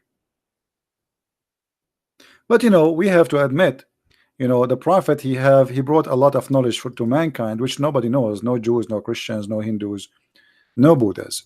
And actually it's involved a lot of science. As you know, summer is coming, so I would like to give you some advices about summer stuff. This is an advice from the prophet, not from me.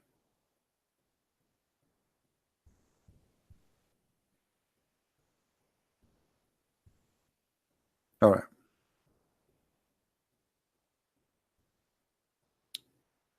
What if you are eating and a fly fell in your soup?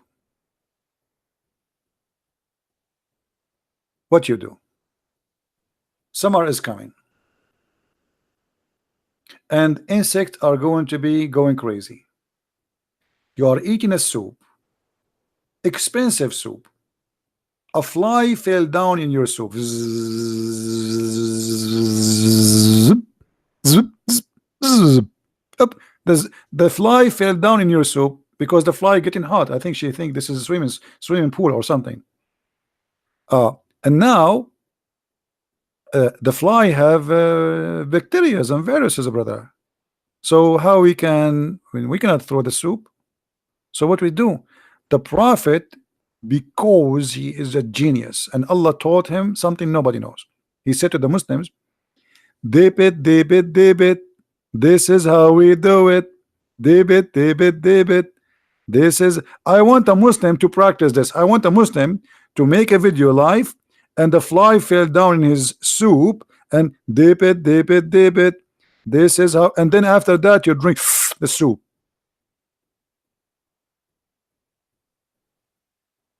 One wing have a disease and the other wing have a cure? Are you sure? In the wing, brother. Actually, there is a video. There is a video. Yes, the moons. We will go back to the moon. The crescent moon is a symbol of symbolic of Islam because of that reason. One of the reasons is they are just copying the moon god practice before. But let's go here. There's a video made by a Muslim from Egypt, I believe. I think he is Egyptian. Let me see if I can find the video. This guy in this video, he said that, brother, the enemy of Allah, the Catholic Church, brother,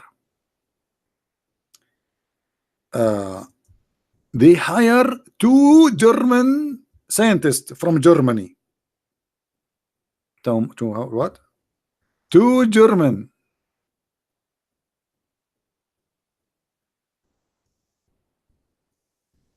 And they told them, we want you, the Catholic Church, they hired those two, and they told them, we want you to study this hadith, so you expose Muhammad, the Catholic, they want to expose Muhammad. And those 2 German, brother, the scientists, they start studying, and here was the astonishing result. They found that in the wings of the fly, there is a cure for AIDS. And then they told the Catholic Church, the Pope, he told them, please don't tell anyone about this discovery, because then everybody will convert to Islam. The Pope, he told them, the Pope. So, and then those 2 scientists, I'm trying to find the video for you. It's because it's translated, you will die laughing. It's translated to English.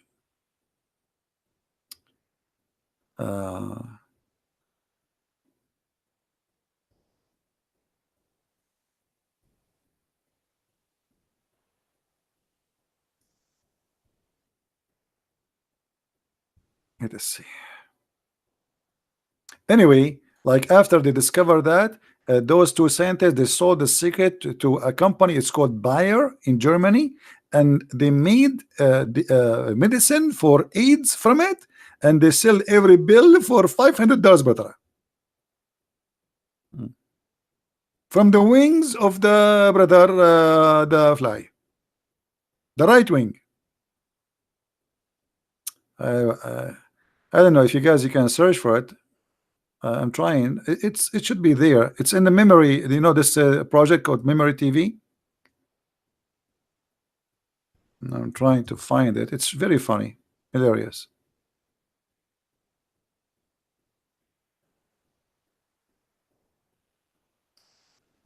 Let us see. Maybe I'm pronouncing the name of the Memory TV wrongly. Memory TV. How you guys, do you know the name of this Memory TV? Okay, this is how it's okay, hold on. Maybe I'm pronouncing it wrong. Okay, now I got it. Okay. I am in their website. I will try to find the hadith there if we can. Let us see. Fly. Here we go. I found it. All right. Let me open it for you. This is number 1889 Hamas TV. This is Hamas TV. The scientist Dr. Ahmad Al-Muazzin Bayer invented its cure for AIDS based on the hadith of the Prophet Muhammad, the wings of the fly.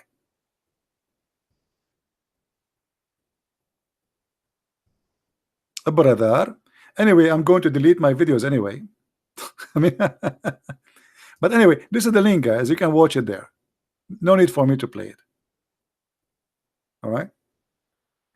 I mean, imagine how they fabricate lies to make people believe in the stupidity which is written by Muhammad, and they fabricate. By the way, this company does not have any kind of medicine for AIDS. This company does not sell anything like this. But they, I mean, they discover they have all the secret. The Catholic, because the Muslims, they believe the Catholic are the most ugly enemy to Allah after the Jews. In case you do not know, this is why you see the Muslim always they say, you see a video says a reflection of a Catholic when he first time he hear the Quran, because when you see a Catholic like this is the most enemy to Allah, So the Catholic brother, they hire a brother, they hire a scientist, a brother. Look how smart. I mean, look, he look like a genius. He's a doctor from Hamas. This is Hamas TV, brother.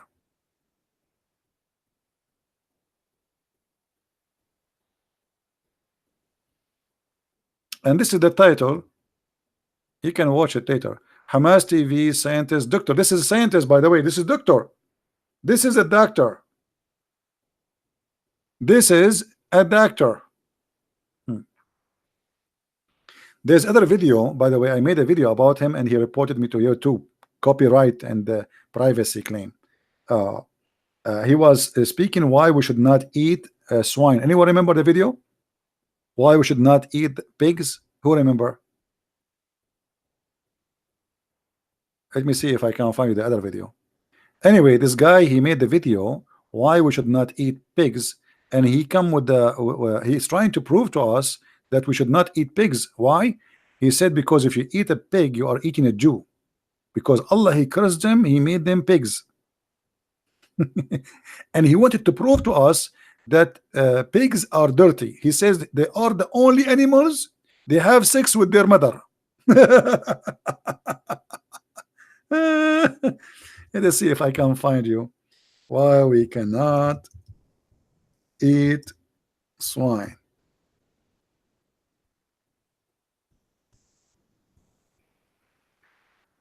Let's see. Hilarious cult.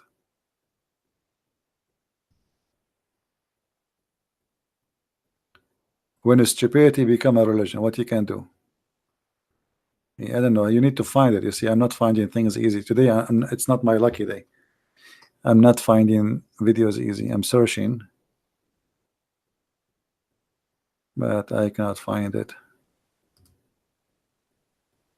Hey, by the way, guys, don't forget, if you speak Spanish, tell your friend about our new book in Spanish. This is a translation for the Deception of Allah. I cannot find it.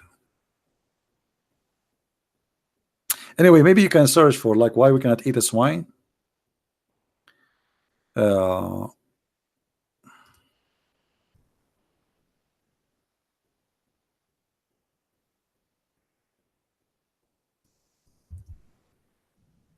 Let me try again.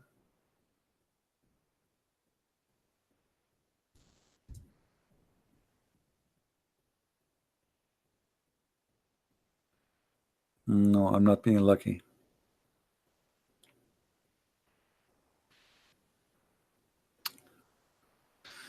Anyway, guys, I think we have enough for today. We are here for many hours. By the way, I'm not going to keep this video because it's not really important much.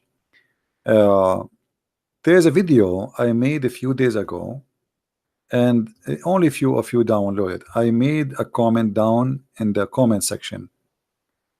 It's about marrying a Muslim.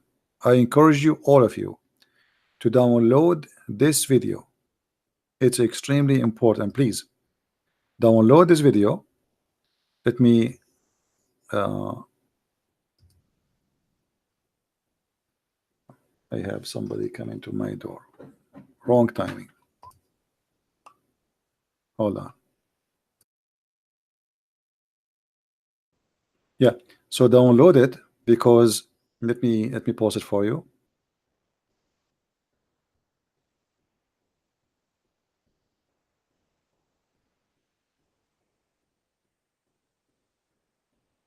People want to come to your door to sell your stuff, and because I'm very rich, I will buy.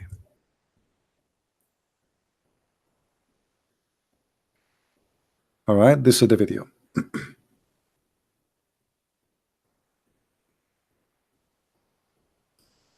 Is my voice clear, guys?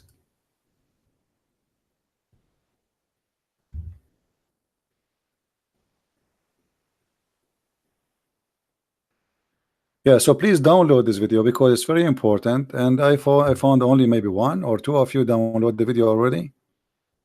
The Muslims, they do their best, try to deceive your daughters, your you know, your women, and you have to learn about this cult before you get involved in something bad. Be careful.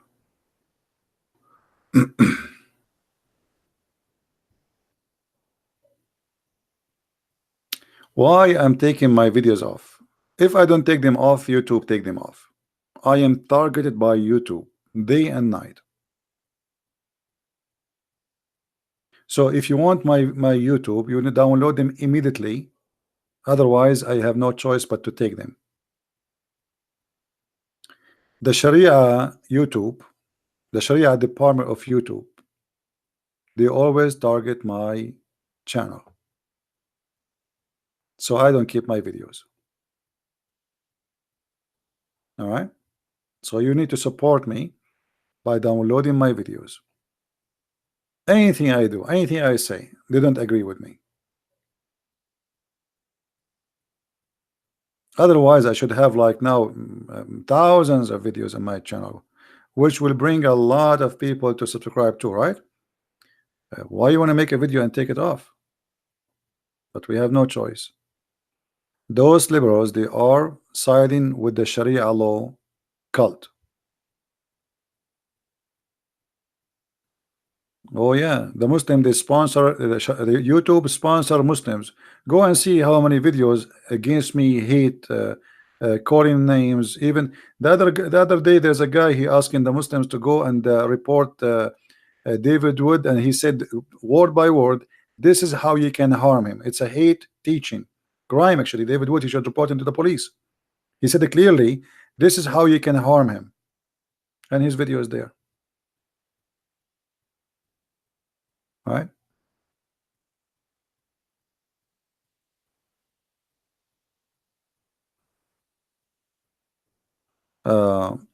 Have you ever prayed? Muhammad, do you think if I prayed, I will tell you? Isn't it Jesus says when you pray, go to your closet? Only hypocrite people, they speak about themselves praying. I pray and I fast. And why you need to talk about that? This is something private between me and my Lord. Hypocrite people, they like to publish because they are hypocrites. Muslims, they love to say, oh, I'm going to pray, because he need to know, everybody should know that he's going to pray. He's a good guy.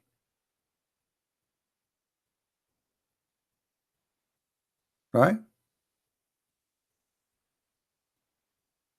We don't do that. I pray, I don't pray, none of your business.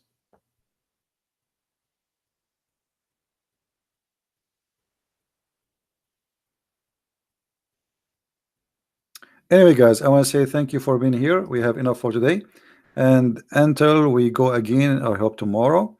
Until then, I want to say thank you for your support and for your attending and inviting your friends and downloading the videos and everything you do, and those who support us by donation too. I really appreciate all of you, and we hope that people, they are learning, educating themselves, and they connect the dots always. And you see how the Muslims try to manipulate things, and they are empty. They have nothing. They have no religion. Islam is not a religion. Islam is just a stupid cult, collection of cults. Actually, is not even a religion. So they have nothing. They stand on nothing. They do not know even who is their God. Ask any Muslim what the word Allah mean. He do not know. Ask them what the word Israel mean. They do not know. Abraham, they don't know. Jibreel, they don't know. because Islam is a theft. Muhammad, he stole names. He have no idea what they mean, and he put them in his book. Very clear sign of a theft.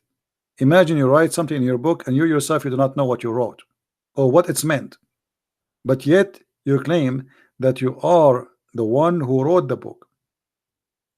Muhammad is nothing but a thief.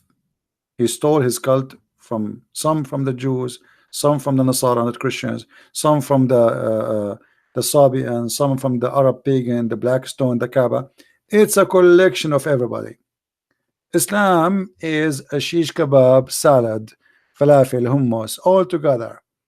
And only Allah knows what he meant by his cult. And you figure it out. Thank you very much for being here. Christ is Lord. Islam is false.